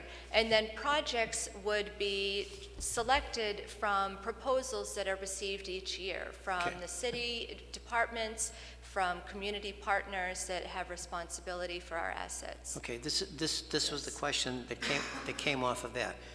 Is it the mayor of the community who sets up the appointments and makes these appointments? Because it doesn't say. It doesn't say. It doesn't say who the City Council is going to write an ordinance that establishes what that process will be for Medford. So the state has not prescribed how it works. The city will have the opportunity to decide how we want it to work. So if you say that, and let's just say the community votes to accept the Community Preservation Act, Yes. are you saying, from your understanding, it would be up to the city council to make this determination on who gets appointed? Yes. So it would be up to the city council to write the ordinance? The city council would write the ordinance, And what- hopefully with the input of the public and other city And what's the officials. time sequence after, let's just say it's on the ballot this November 3rd, and it gets approved? Yeah. What's the time sequence that this has to take place in? I would have to go to our technical assistants and Okay. and I answer think, that, you know, yes. if you could come back and give us that answer, because that's a question that's out there, number one. And number two, if somebody is going to vote for the Community Preservation Act, and I believe it's touting around 1.5%, is that the one that you- 1.5%. Okay, but they don't know where it's going, and they're not going to know until after they vote for it. How is the community getting the input of saying, this is where, that's why I'm voting for this on November 3rd, because this is where the money's going? It's almost like, show me first, and then, you know, give me the money, and then I'll show you first, after the fact. And that's the two questions that I can't answer, so maybe you can answer it. There will be an open public process that will determine what our community preservation plan would be. The community preservation plan is that guide for what our priorities are for funding in a given year. And there's numerous wish lists out there. We have our open space and recreation plan that establishes an already very widely available wish list. And the Historical Commission can tell us what some of their top priority concerns are. Your municipal buildings obviously have numerous needs. I'm not sure that you have a capital improvement plan that tells you what those needs are now, but those are examples of where what types of projects might be included in the plan for community preservation funding. Okay. Now, this is over a 5-year period of time, because you own it for 5 years, the first 5 years, correct? Yes. Now, can you change each and every year, change a different subject to have that money go to? Or do you, let's just say you want to do the library. Are you stuck with the library for five consecutive years? A community preservation plan, I think, is something that we could undertake annually. It's not a specific 5-year period that we plan ahead for what our priorities are. I think that the city will have the ability to decide, perhaps in an ordinance established by the city council, the city will have the opportunity to decide what is our process for evaluating our priorities. So on an annual basis, you can change the money even during the course of that 5 years? Yes. Okay. So we collect the certain amount of money. That's what the voters have on the ballot this year, is the amount of money that can be collected, but how the money is allocated between our local priorities, that is something that's to be determined by the committee that will be appointed afterward. Okay. And the last question, Mr. President, is, if I understand, reading the synopsis of it, if a board or a commission doesn't exist, you can create a new board or commission to put this money. And secondly, it uses the term housing authority. And since this council has no authority over the Medford Housing Authority, that was a question that's been presented. So where do we go with that one? You request that a member of the Housing Authority or somebody who is appointed by the Housing Authority sit on the commission that will oversee this funding. To date, I asked the Community Preservation Coalition whether they've had issues with the decision of the committee not being respected after they determine funding allocations. They have not seen that occur in other cities and towns because of the open public process. It has, there's a strong preference for the funding to be allocated in the way that's recommended through the public process and through the vetting process of what are legally allowable expenditures of the funds. And there haven't, to their knowledge, been difficulties with the committees, including the representation that's specified by the state law. And if in fact the Commonwealth of Massachusetts cannot meet its obligation financially, and I think as we had this discussion before, I think what's been appropriated so far for this year is an 18% money back to the cities and towns.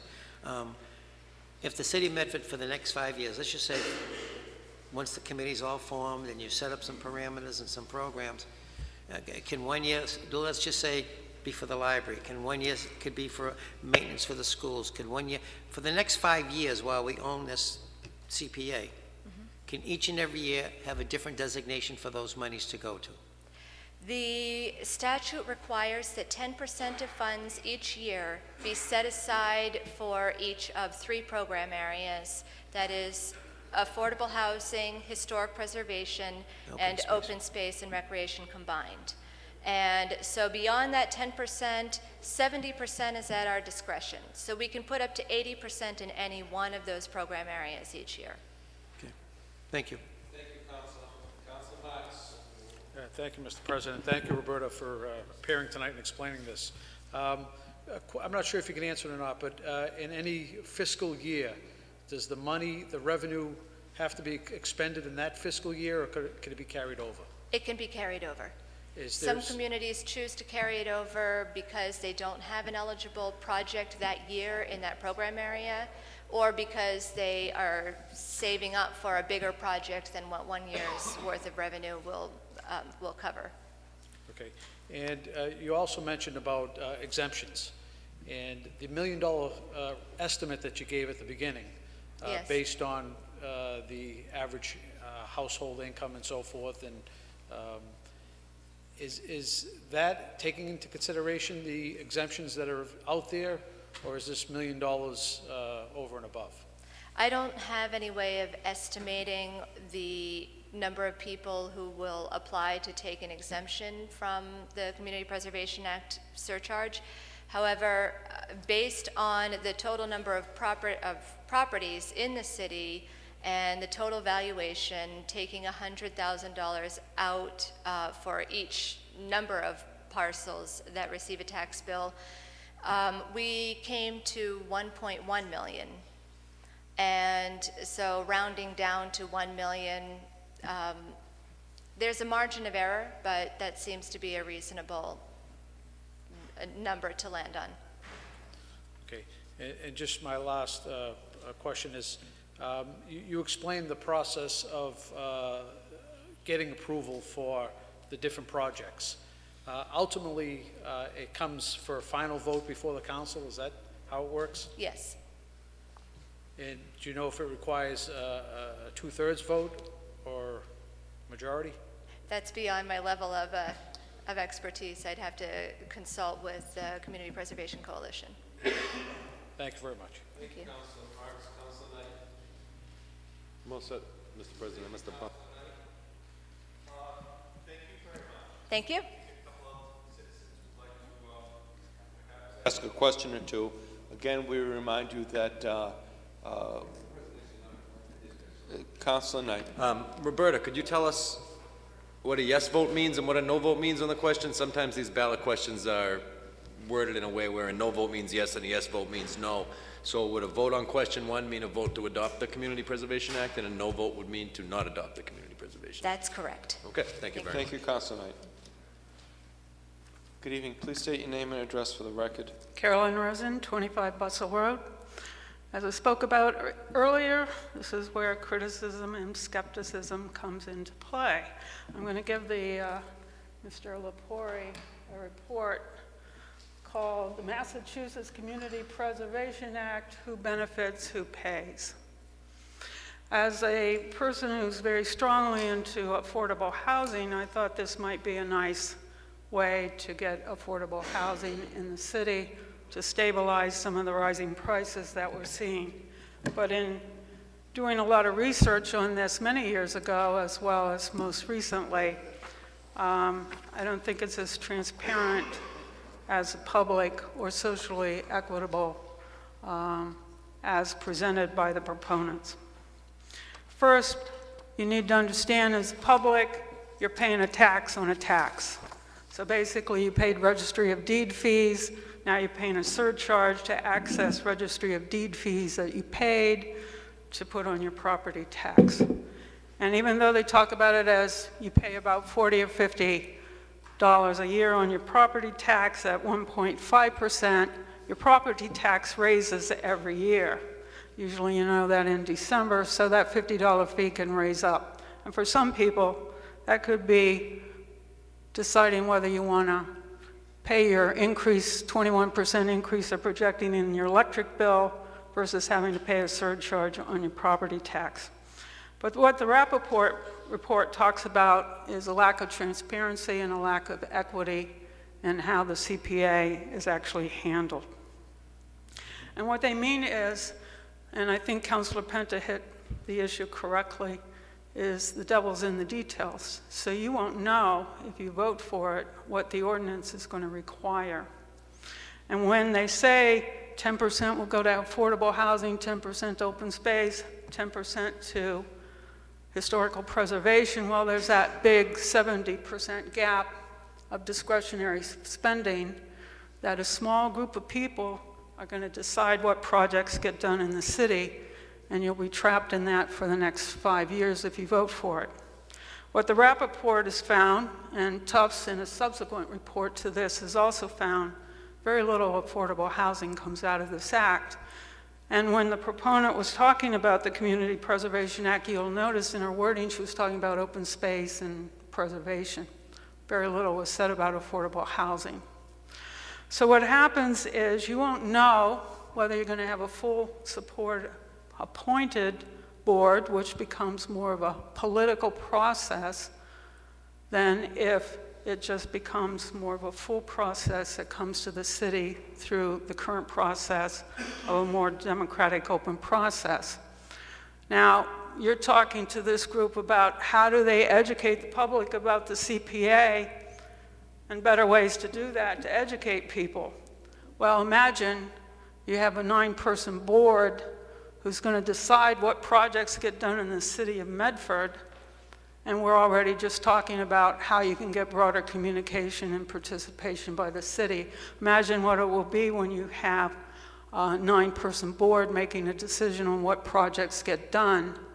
And as the Rappaport's saying, 70% of those projects are usually more heavily weighted towards open space, of which Medford is one of the more fortunate communities to have about 28% open space already. And when we talk about historical preservation, do you want a surcharge on your tax to pay for the Brooks Estate after the discussion we had earlier tonight? So as a housing advocate who deals with at-risk populations daily, I'm not too sold on the Community Preservation Act. The other thing the Rappaport found out is most of the projects that are done under the Community Preservation Act actually end up costing more than if it had gone through a regular budget process at the city level. The other thing you don't know when you read the law is that the city in that ordinance can also decide that 2% of your property tax, not the surcharge, but your property tax can go to matching. So not only will you might get money from the state, because that money's been diminishing, to match what you pay on a surcharge, but the ordinance could also require that 2% of your property tax would go towards these projects in the form of a match, which means that, let's say the city has $1 million in property tax, $200,000, city could come up with matching funds up to $200,000. And those matching funds have to be private funds, so the law highlights that you could use parking fees, you could use hotel excise taxes, other private funding that the city raises out of state and federal funds to put towards the project that this group decides. Now, I don't think parking fees and linkage fees and hotel access taxes were to be used towards these projects. I think we were trying to use them to cover gaps in our budget around police staffing and fire staffing and filling potholes and so forth. So the issue is it becomes less of a democratic process and more of a controlling process of a commission. And so the transparency level, as much as we say we're going to have public participation, doesn't always happen in this city. So you, as a public, you open yourself up to voting for something that you really don't know what it's going to take a form at. And there's been cities like Newton where there's been issues where there's been fight between open space groups and historical preservation groups fighting over the dollars and finding that the roads don't get fixed and other infrastructure problems really don't get fixed. So even though we sell that it might help get a fire station or a police station, that doesn't always happen.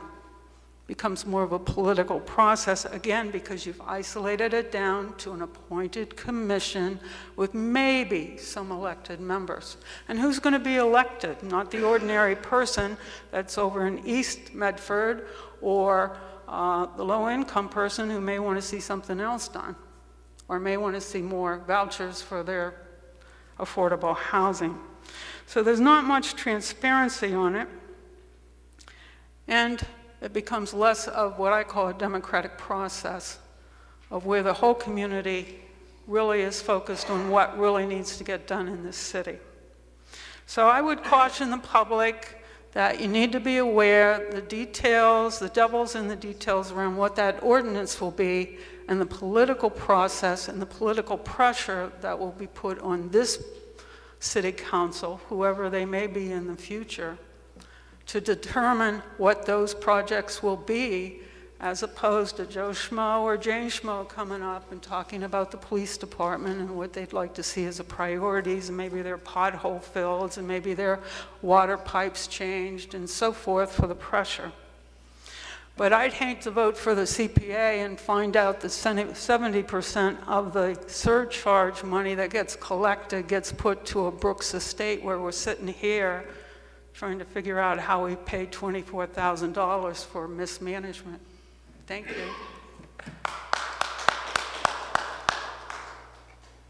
Good evening. Please state your name and address for the record, sir. Thank you, Mr. President. I'm Robert Capucci of 71 Evans Street. And through the chair, I want to thank from the bottom of my heart the last speaker who spoke so eloquently, spot on, and precise. Her information is invaluable. I would just like to remind this body of a presentation I gave you back in November of 2011 on the International Council for Local Environmental Issues. Please check your research avenues. I just looked it up. It's still on the Medford patch. I passed out a pamphlet to each and every one of you. I hope you've retained them. If not, I have copies at home. Please look that up. I cannot elaborate more on what Carolyn just said here because it was excellent and spot on, but there are other ways of bringing affordable housing to residents of Medford and the state, which is through tax incentive. If we bring in more businesses through tax incentive and we get some of these more than 20 vacant storefronts filled with thriving businesses, and we get people gainfully employed, then they'll be able to afford their own housing. Putting taxes on top of taxes to hope that these monies are used. I mean, I'm reminded of Ronald Reagan's scariest 9 words. I'm from the government and I'm here to help. We have been paying taxes in this city, in this state, and in this nation through the nose. And quite frankly, what have we got for it? A police department that's understaffed, a police station that's falling apart.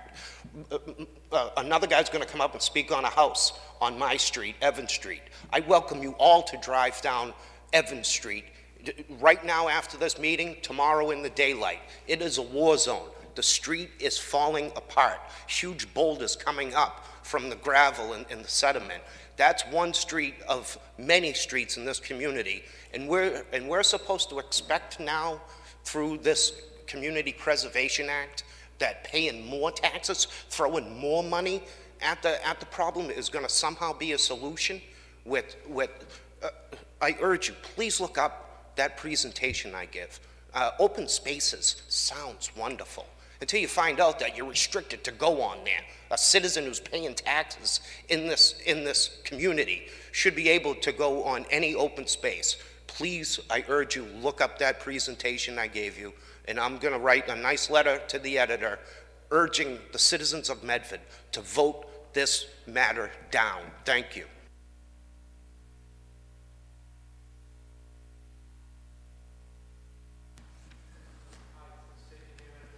John Storella, 20 Metcalf Street, Medford, Massachusetts. I understand, Mr. President, that this is merely an informational discussion concerning this Community Preservation Act. So I want to proceed on that basis. And I understand that this act was passed in the year of 2000, and that was 15 years ago. In those 15 years, not even half of the 351 communities in Massachusetts have adopted it, so that tells you something. Also, it's my understanding that once we adopt it, if we do, it cannot be changed for 5 years or canceled out. But during that time, actually, it will be increased each year because it's based on 1.5% surcharge. Actually, this is, as people here have noted repeatedly, this is a new tax. Don't deceive yourself on that. It's a new tax completely. And as a matter of fact, it bypasses Proposition 2.5. We have Proposition 2.5, which says that the tax levy cannot be increased except by an override. So this is not an override, and yet the tax does increase.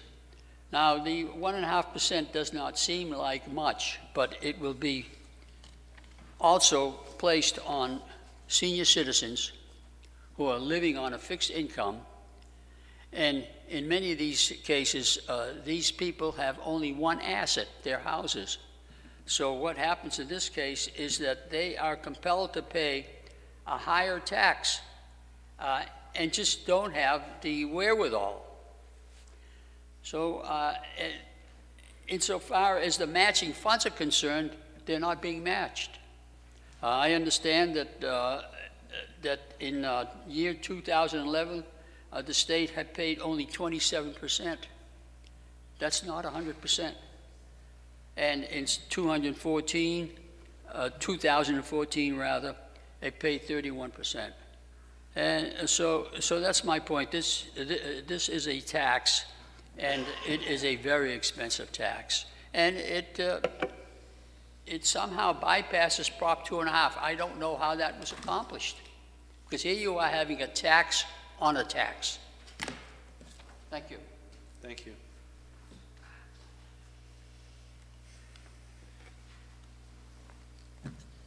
I'm taking my hat off, Freddie, in honor of you.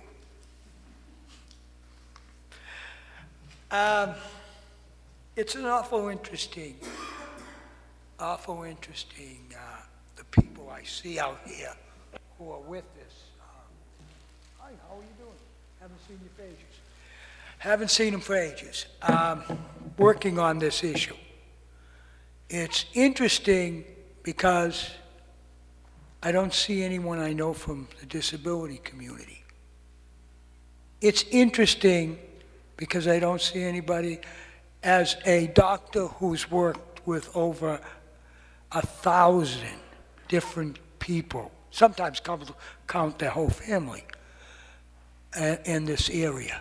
It's interesting that they didn't bring up any people of disabilities who will be on this board. It's interesting that we talked a little bit earlier about the idea of skepticism and what that represents. It would have been very interesting had they gone out and gone differently about approaching this issue.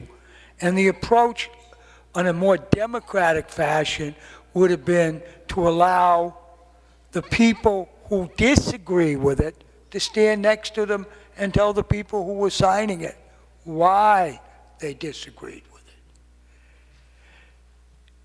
it. That's what you call a debate. There is no debate.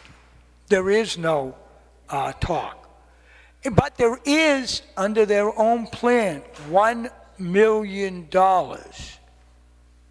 that they're going to horn in on and be able to tell people, 9 people, you're only 7, 9 people are going to tell the city who, what, where, and when.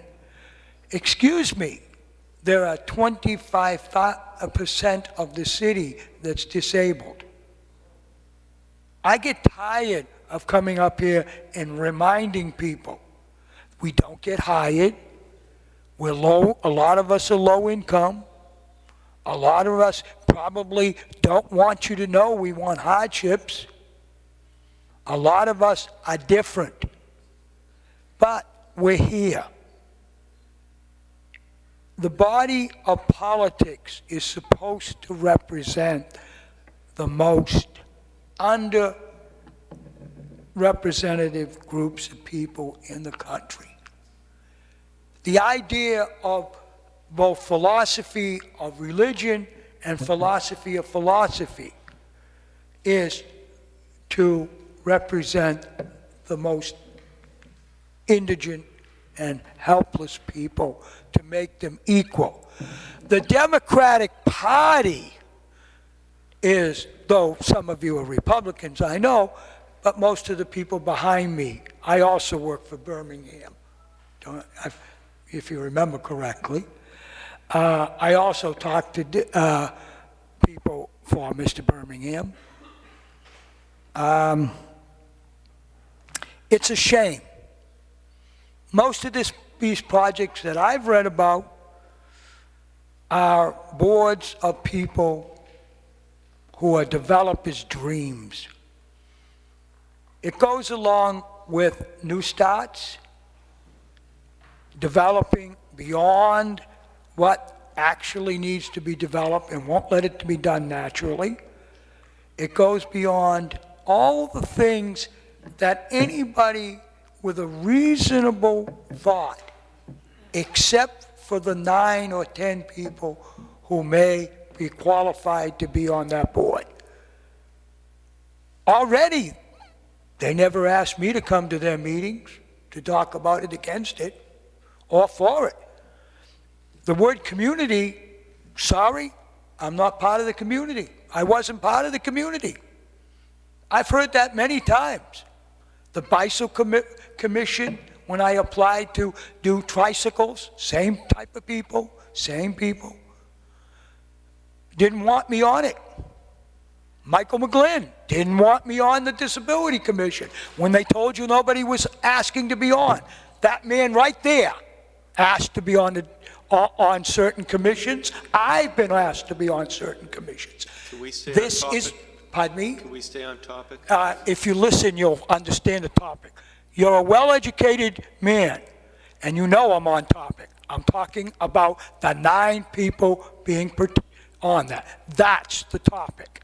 It's not the commission itself or the presence of the people who will elect or not elect it. It's the position of Brooks Estate type people who failed at everything and are going to use it for political gains and not for the best interest of the public in this city.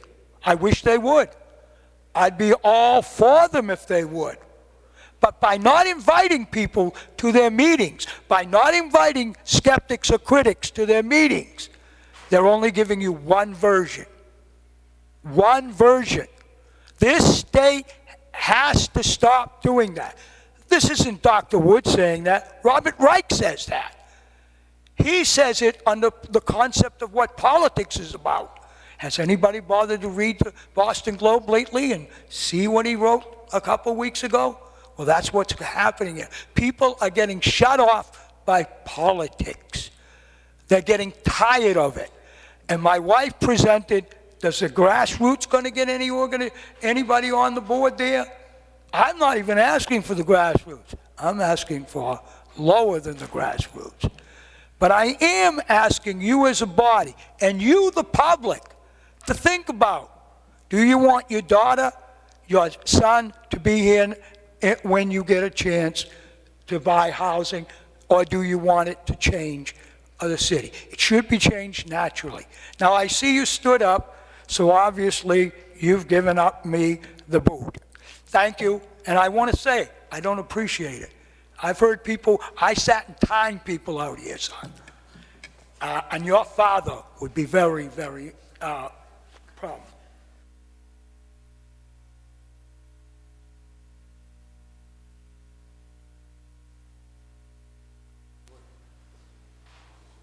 Yes, it is.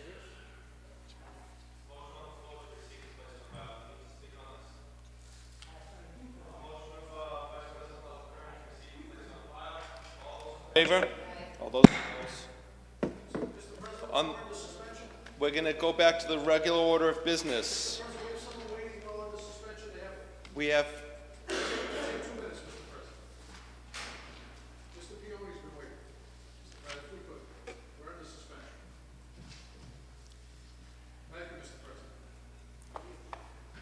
Good evening, Mr. President. Hi, please state your name and address for the record. Mr. Paoni, Winthrop Street, Medford, and this is not going to be a 2-minute thing. I have 2 topics I'd like to discuss. One, first of all, I'm very grateful for the city of Medford for 2 years ago when you guys asked the mayor to extend the leaf pickup. We lost a month, but we picked up an extra week in December. Now, obviously, as you all know, the foliage is not falling off the trees. So we're going to have an issue this year. I don't know about anybody else in the city, but I don't have enough room on my property to store leaves through the wintertime. So I would like to ask for another extension, maybe a couple more weeks in December, maybe into January. I don't know when the leaves are going to fall, right? Second, if that's not an issue, or if that's not a solution, could we try maybe the city yard to store our leaves once they fall? So that's just a topic just to ask. I was having trouble hearing you, so you'd like an extension? No, sometimes because the mic doesn't point back here, so I can't always hear. All right, so... An extension on the leaf pickup, Mr. Clerk? If it's possible. If it's possible. Because obviously the foliage hasn't fallen off the trees, and we're still going to be... We'll only have 3 more pickups after this week. My second topic I'd like to discuss, and I was observing and listening to all the great conversations about a lot of the money that is being allocated to these certain charitable organizations and stuff like that. But I got to ask this profound question, and sometimes I need to just live by 3 things, okay? Does it need to be said? Does it need to be said now? And do I need to say it? Well, I think it's about time the city acknowledges the major, major problem. We have a life-threatening problem in this city, and it's drugs and alcohol, and it starts with the fact that we have an unmanned, low police department, not a lot of policemen, and the response time to emergency situations is really bad. I truly believe that, like, the future of Medford is, there might not be a city. I've been here 5.5 decades. I've lived here 4 decades, and I've watched how it's gotten worse. We have, and it's just so obvious, and I see it all the time, we have drug dealers, we have all kinds of people that are doing unspeakable things in the city, and I observe it every day. And because we don't have the manpower in the police force to handle the capacity of all the little underlying causes, and the future is the kids, and I truly believe that. I have 2 adult children. Both of them are successful. But let me tell you something. When I see how bad the drug and alcohol problem in the city is, it's out of control. And I was recently had a situation where I had to call the police department to respond to an incident pertaining to this situation. And by the time they arrived, the people who were causing the situation, the drug dealing, the drug, participation, they had already gone. So there wasn't a good response time. And I understand that they're undermanned and they don't have a lot of force. But I think, like, the priority should be for our kids to have a future here. We got to start focusing on, like, the underlying causes. This is all a trickle effect. All this great, passages of, the environment and all the, let's clean up the Brooks Estates and all that stuff. There won't be that if we keep allowing the criminal element, I'm going to put it in that category, to enter our city and be allowed to do things.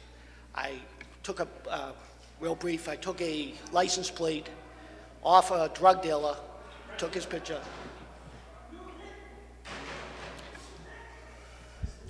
It's Mr. Wood. And here we go. The messenger's gone out there to examine it. All right, so I'm going to wrap this up real quick, okay? So when I did this, the plate was stolen on the car. It was a $40,000, $50,000 BMW that this drug dealer was driving. And the bottom line is that, like,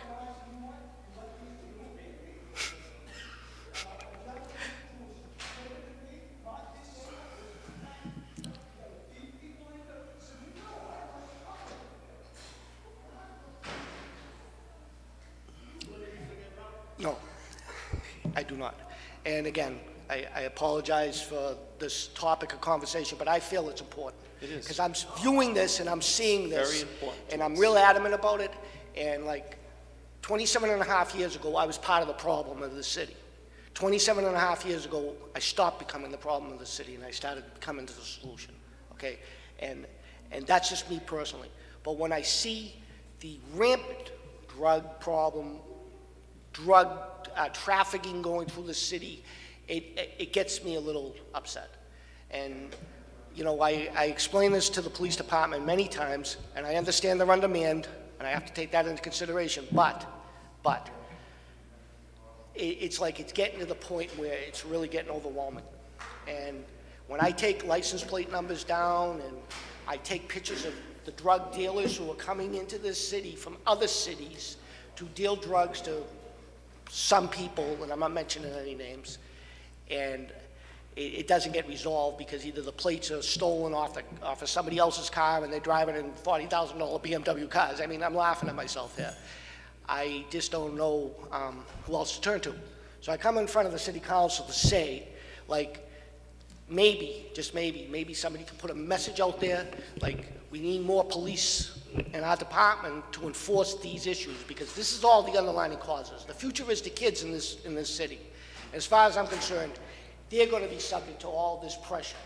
I know my personal history, I was subject to that pressure and I went in the wrong direction. Today I'm in a different direction. It took me a long time to get here, but I'm real adamant about this. It's like I'm watching kids die, and I'm seeing them all around, not just Medford, just everywhere. And this is an epidemic that I think is more important than, let's not talk about the conservation and all this stuff. That's great. We're trying to make improvements to the city, great. But if there's no future with the people coming behind me, like the kids, I don't see how the city's gonna like expand and get better or whatever, you know. People can't even afford to buy houses in this city. That's how bad it is.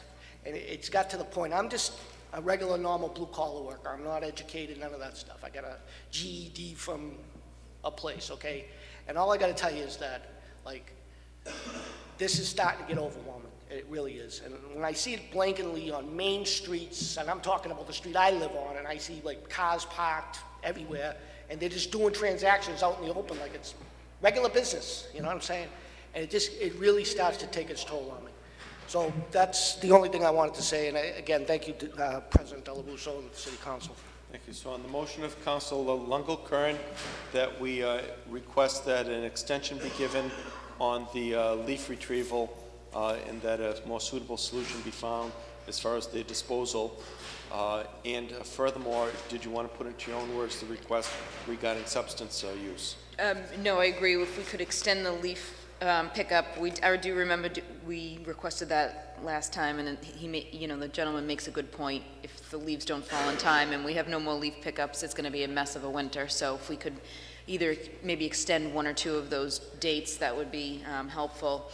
And the second point is we did discuss the crime in the Salem Street area last week, and we moved that we have a subcommittee meeting with the chief of police to discuss that. So maybe we should add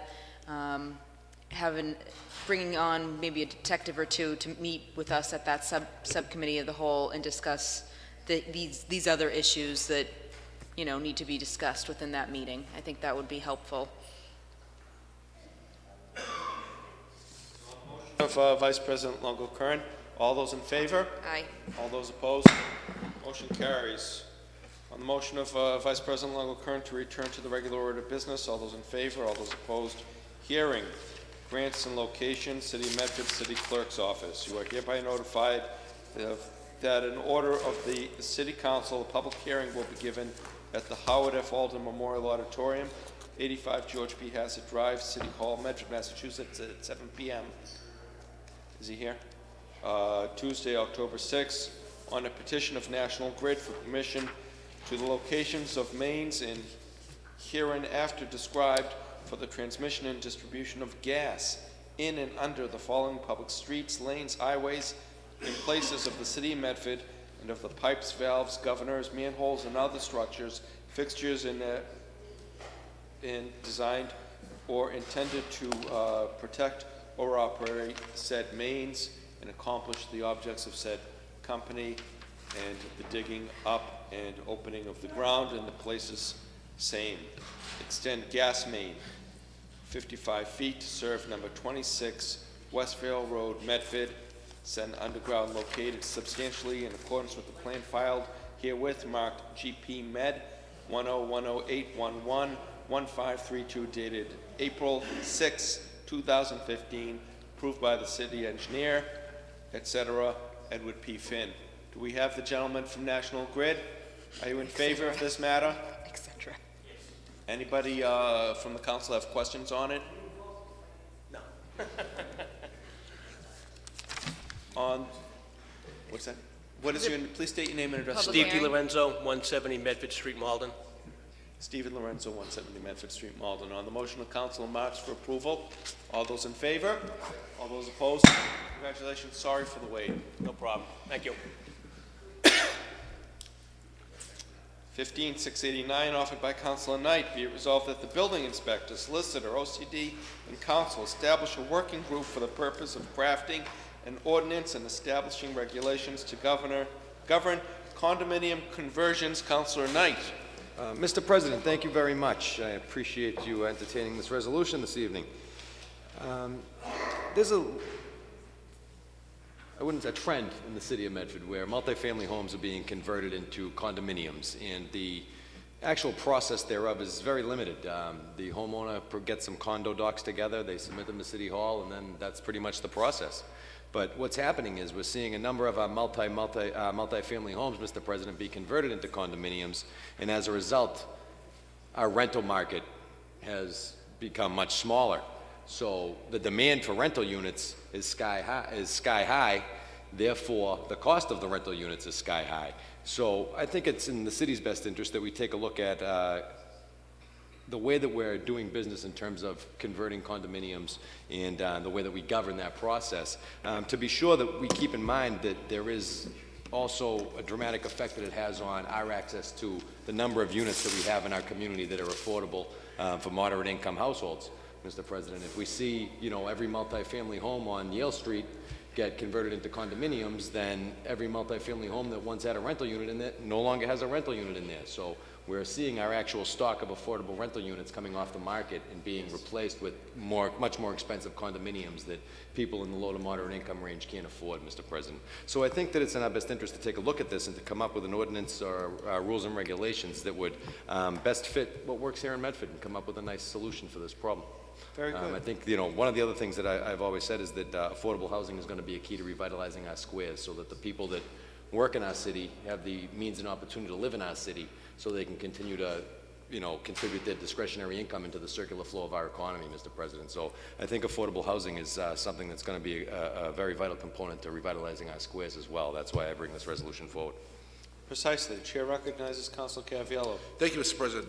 If the council would mind, if along with talking about the condos, if we could talk about the conversions from 2s to 3s, 3s to 4s, and put that in there also, because that's just as big as a problem. Yeah, I certainly wouldn't have a problem looking at that as a B paper. My concern is that when multifamilies are being converted into condominiums, more units are coming off the rental market. I think that the problem that's caused with the conversion of 2 families into 3 families or 4 families is the inverse. More units come on the rental market, but they also bring more cars to a neighborhood.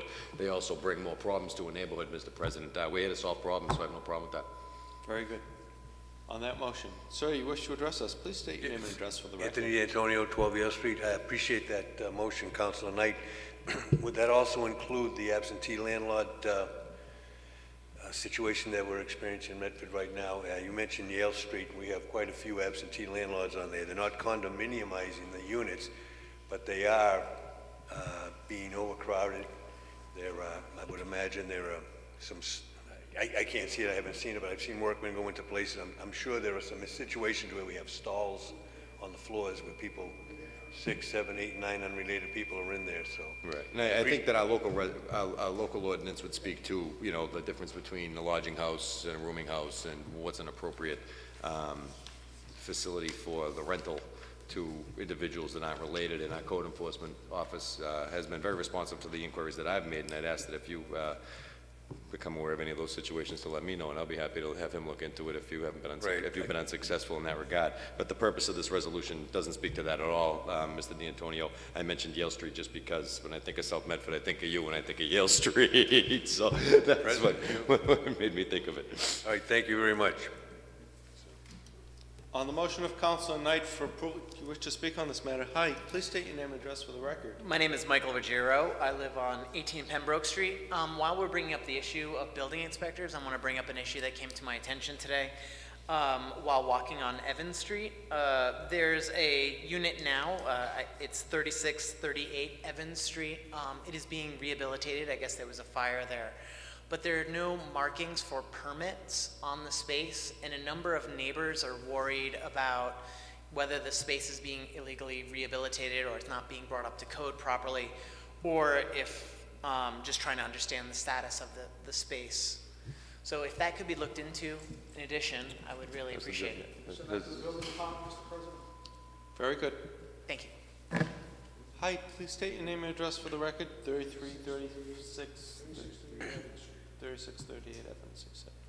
Yes, please state your name and address for the record. Thank you, Mr. President. I'm Robert Capucci of 71 Evans Street.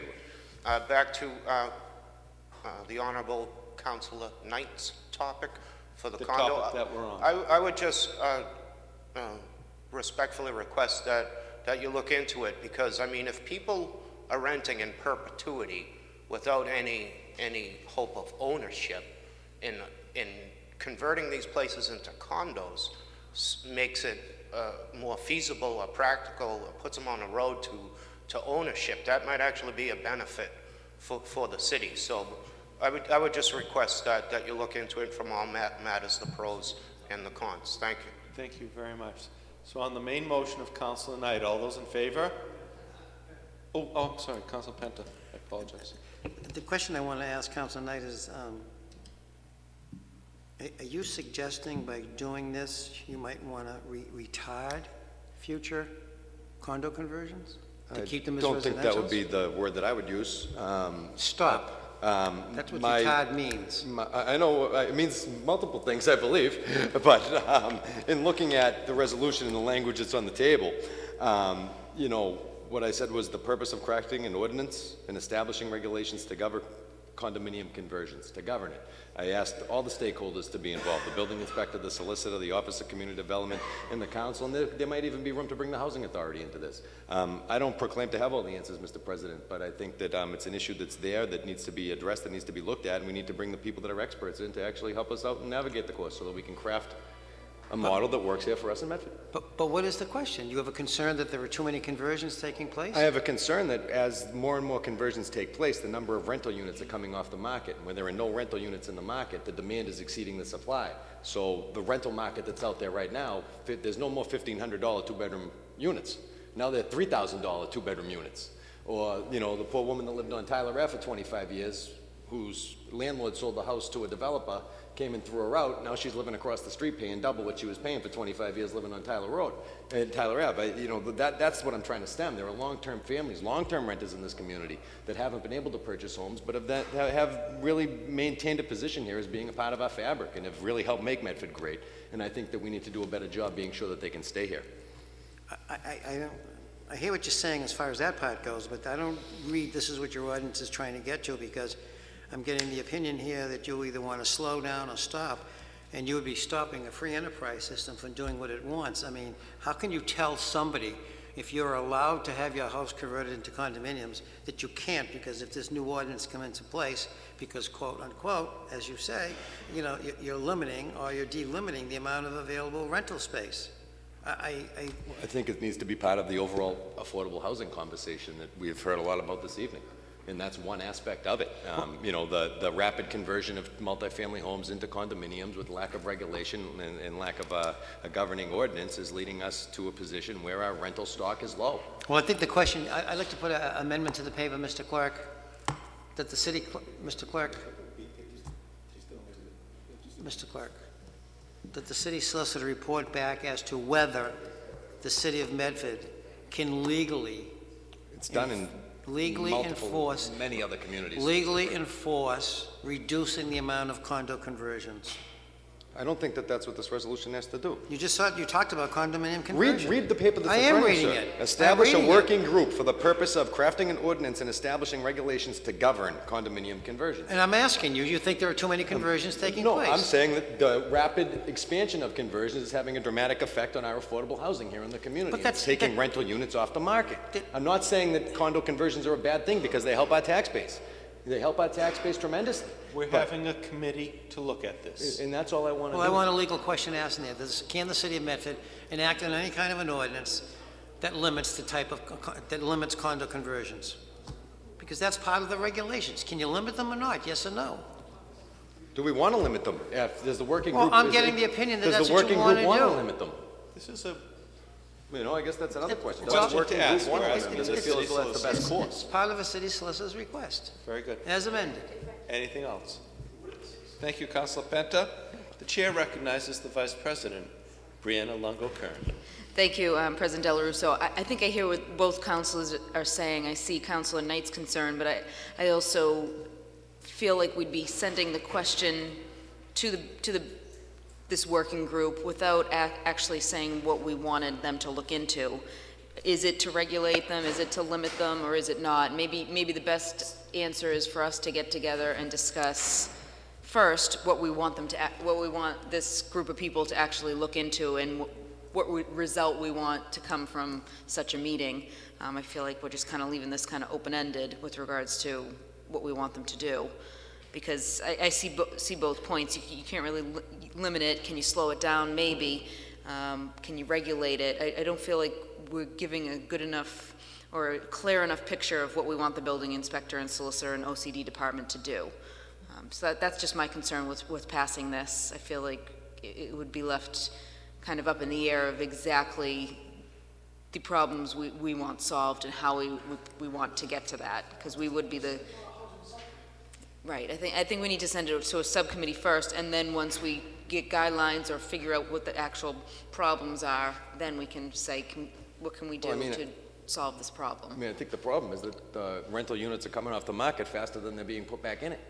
So if we're going to, you know, look at what to do in terms of slowing or speeding up or making it easier or streamlining the permitting process, I mean, there are a number of things that can come up. I guess the question is this: what problems do they see in the building inspector's office? What problems do they see in the solicitor's office? What problems do they see in OCD?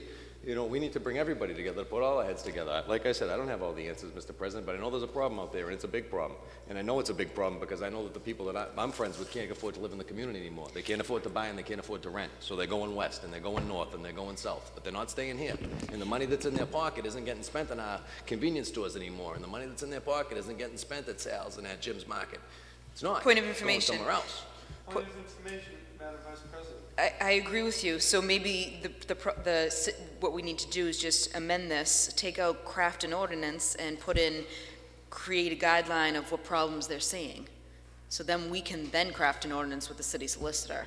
We wouldn't want them to craft an ordinance and not really know what besides these couple that we're mentioning, I think we need to be a lot more clear. I don't want them to draft an ordinance when I'm really not even sure of exactly what we want that, we're asking them to do. They come back with an ordinance that says we're not going to allow condo conversions for a year. Well, that's going to make some people who want to create condo conversions a little upset. Let's figure out what the problems are rather than asking them to actually draft an ordinance. Let's figure out what we want them to put in the ordinance, and that first would come from finding out what the problems are. That's what the working group is for. The whole motion, so we have a motion for approval on the floor. Chair recognizes Councilor Peck. Mr. President, that's all well and good, but before you get to that, the question needs to be answered. Can the city legally regulate multiple family homes to be converted into condos? The answer is yes. And if I'd like to have that question asked to the city solicitor, please. So you're saying you want this answered before the passage? I think it would make sense, because if the answer is no, Context of the motion itself. yes it is, because if the answer is no, where are you going with this? You're going nowhere, because if the city cannot regulate this legally, then what discussions are you going to have? I think the city always has the opportunity to regulate any type of permitting issuance that goes on in our community. I mean, we can streamline the permitting process. There are other ways we can make it easier, we can make it harder. You know what I mean? I just want to look at making sure that if in fact we're converting condominiums, that we're replacing those rental units with other. And maybe he can say yes and let him explain to us yes, or if he says no, no. I mean, to me, legally, I would like to know where I'm going with this before I expend a tremendous amount of time having all these people come in. Or there may be guidelines to say, if you want to limit it, this is the way you can go legally. We don't know. Legally, yes or no. So we can incorporate this as part of this ordinance. I mean, what's the problem? Chair recognizes Councilor Camuso. Thank you. I think that this is similar to the question that was before this honorable body several years ago, and it was in-law apartments. And at the time it presented itself, there were residents in the community that wanted to be able to have in-law apartments. There was a lot of pushback from the building department at the time and different boards. I think we have to find a direction where the body wants to go before we do anything. So I would suggest, like Councilor Marks, I think Councilor Knight may have said it, send this to the appropriate subcommittee and hash out, because I'd hate to say any work get done on it if there really isn't some direction as a result of the city council. And Councilor Knight is looking to start the conversation. I think there's merits both to and for and against on the conversions itself. Currently, right now, I don't know what the restrictions are. I don't know if you have to have separate boilers, separate meters, common areas. These are all good questions. Quite simply, this could be done just through the zoning, some of the zoning zoning restrictions as well, through the permitting process. So we may not even have to do a total ordinance on it, but we could say, okay, you have to have a separate and distinct boiler. Another restriction is that the minimum amount of square footage per unit is X. Minimum amount of bedrooms is X. There's a lot of different variables, so I would suggest, like the Councilor Marks said and Councilor Knight, I believe, sending this to the housing subcommittee and discuss where at least we want to go. Because quite honestly, I don't know enough about it. I know that there's sometimes parking problems and stuff that may arise, but if you have a two-family house now and you're renting it to a couple with a baby, it's no different than if that couple is paying a mortgage payment each month for that same unit.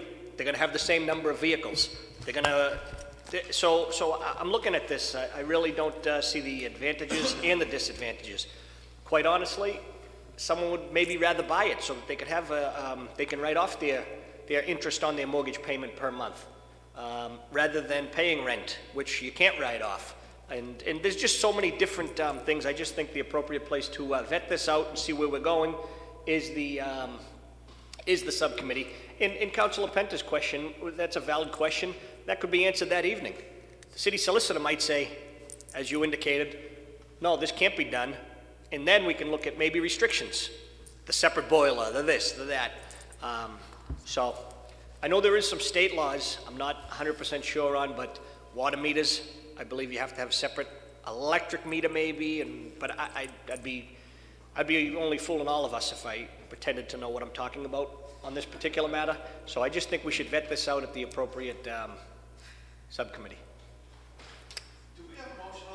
Mr. President, I certainly have no problem with the matter going to the subcommittee, provided the subcommittee meets within the next 14 days. So send it to on the motion of Councilor Knight to be sent to the subcommittee on? Well, it could be zoning Housing. or housing. On housing and elder affairs, chaired by Councilor Penta. On that motion, all those in favor? All those opposed? The motion carries. Thank you all very much tonight. We now move to petitions, presentations, and similar matters, and we invite Ms. Jean Martin to the podium to state her name and address for the record. Thank you. Jean Martin, 10 Cumming Street. And because this is a political year and we're so close to the election, I would ask that I make my statement, but nobody comments, because it'll give you guys a disadvantage. I mean, the people at home a disadvantage, all the people that aren't here, a disadvantage, that you guys get to comment and rally with me on a new topic. The new topic is the leadership model for the city. No, I don't want you to comment. No, I wouldn't, because you'll have an advantage over somebody that might be. Point of information, Mr. President. Point of information, Councilor Camuso. With all due respect, if the young lady wants to discuss a topic, and that's her discretion, it's on the agenda. But to say that councilors should not discuss the topic that's brought up, I can't support that at all. And this is a city council meeting. Council meeting. Well, then, with Such that- a with that in request would mind- be no, under no, order. that's a fair It's a valid point. That's a fair point. So with that in mind, I'll have And to hold. with all due respect, this is an open meeting, so anyone that wants to run for office can come right through that door, just as you did last election. Okay. No, you can come down and discuss these issues. Okay, oh, yeah. Well, anyway, with that point, no, that's a good point. So with that point, I'll have to hold my discussion until next year. Thank So you very much. Thank you for coming up. Motion to receive and place on file till next year. On the motion of Councilor Camuso, all those in favor? All those opposed, the motion carries. We're going to go into suspension of the rules now to take papers under suspension and in the hearings of the clerk. I think we have all condolences.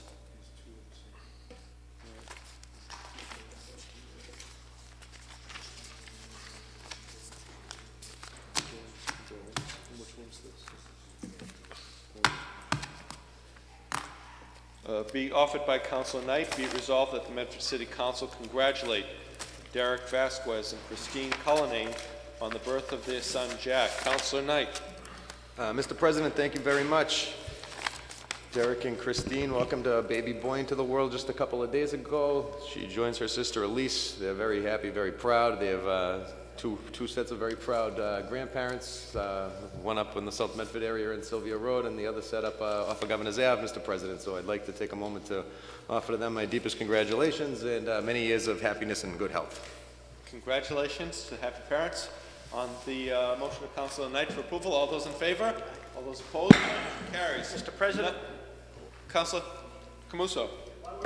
While we're under suspension, if we can just acknowledge that October is Breast Cancer Awareness Month, and many families within our community have dealt with that particular situation, and I think we should acknowledge that as a body.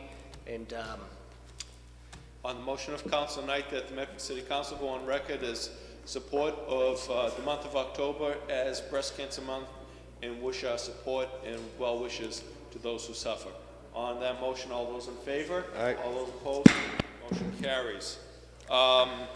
Flu clinics, dates and times, Wednesday, October 7th, 9 to noon at 121 Riverside Ave, and Wednesday, October 28th, 4 to 7 p.m., Medford City Hall. Please bring your insurance cards with you to the clinic and wear short sleeves. Condolences offered by Councilor Marks and Councilor Carviello. Be it resolved that the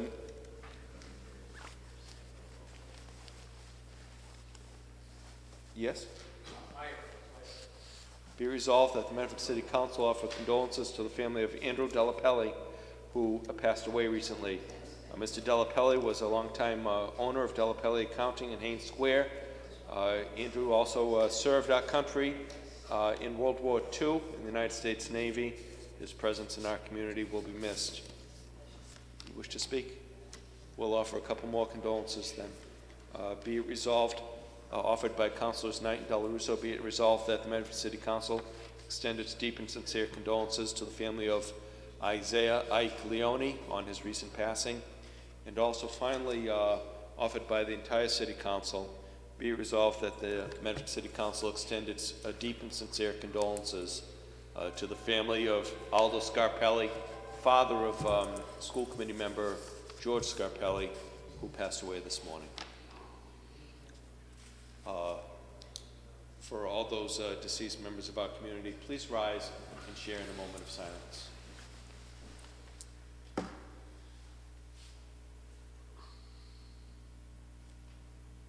Mr. President? Councilor Marks.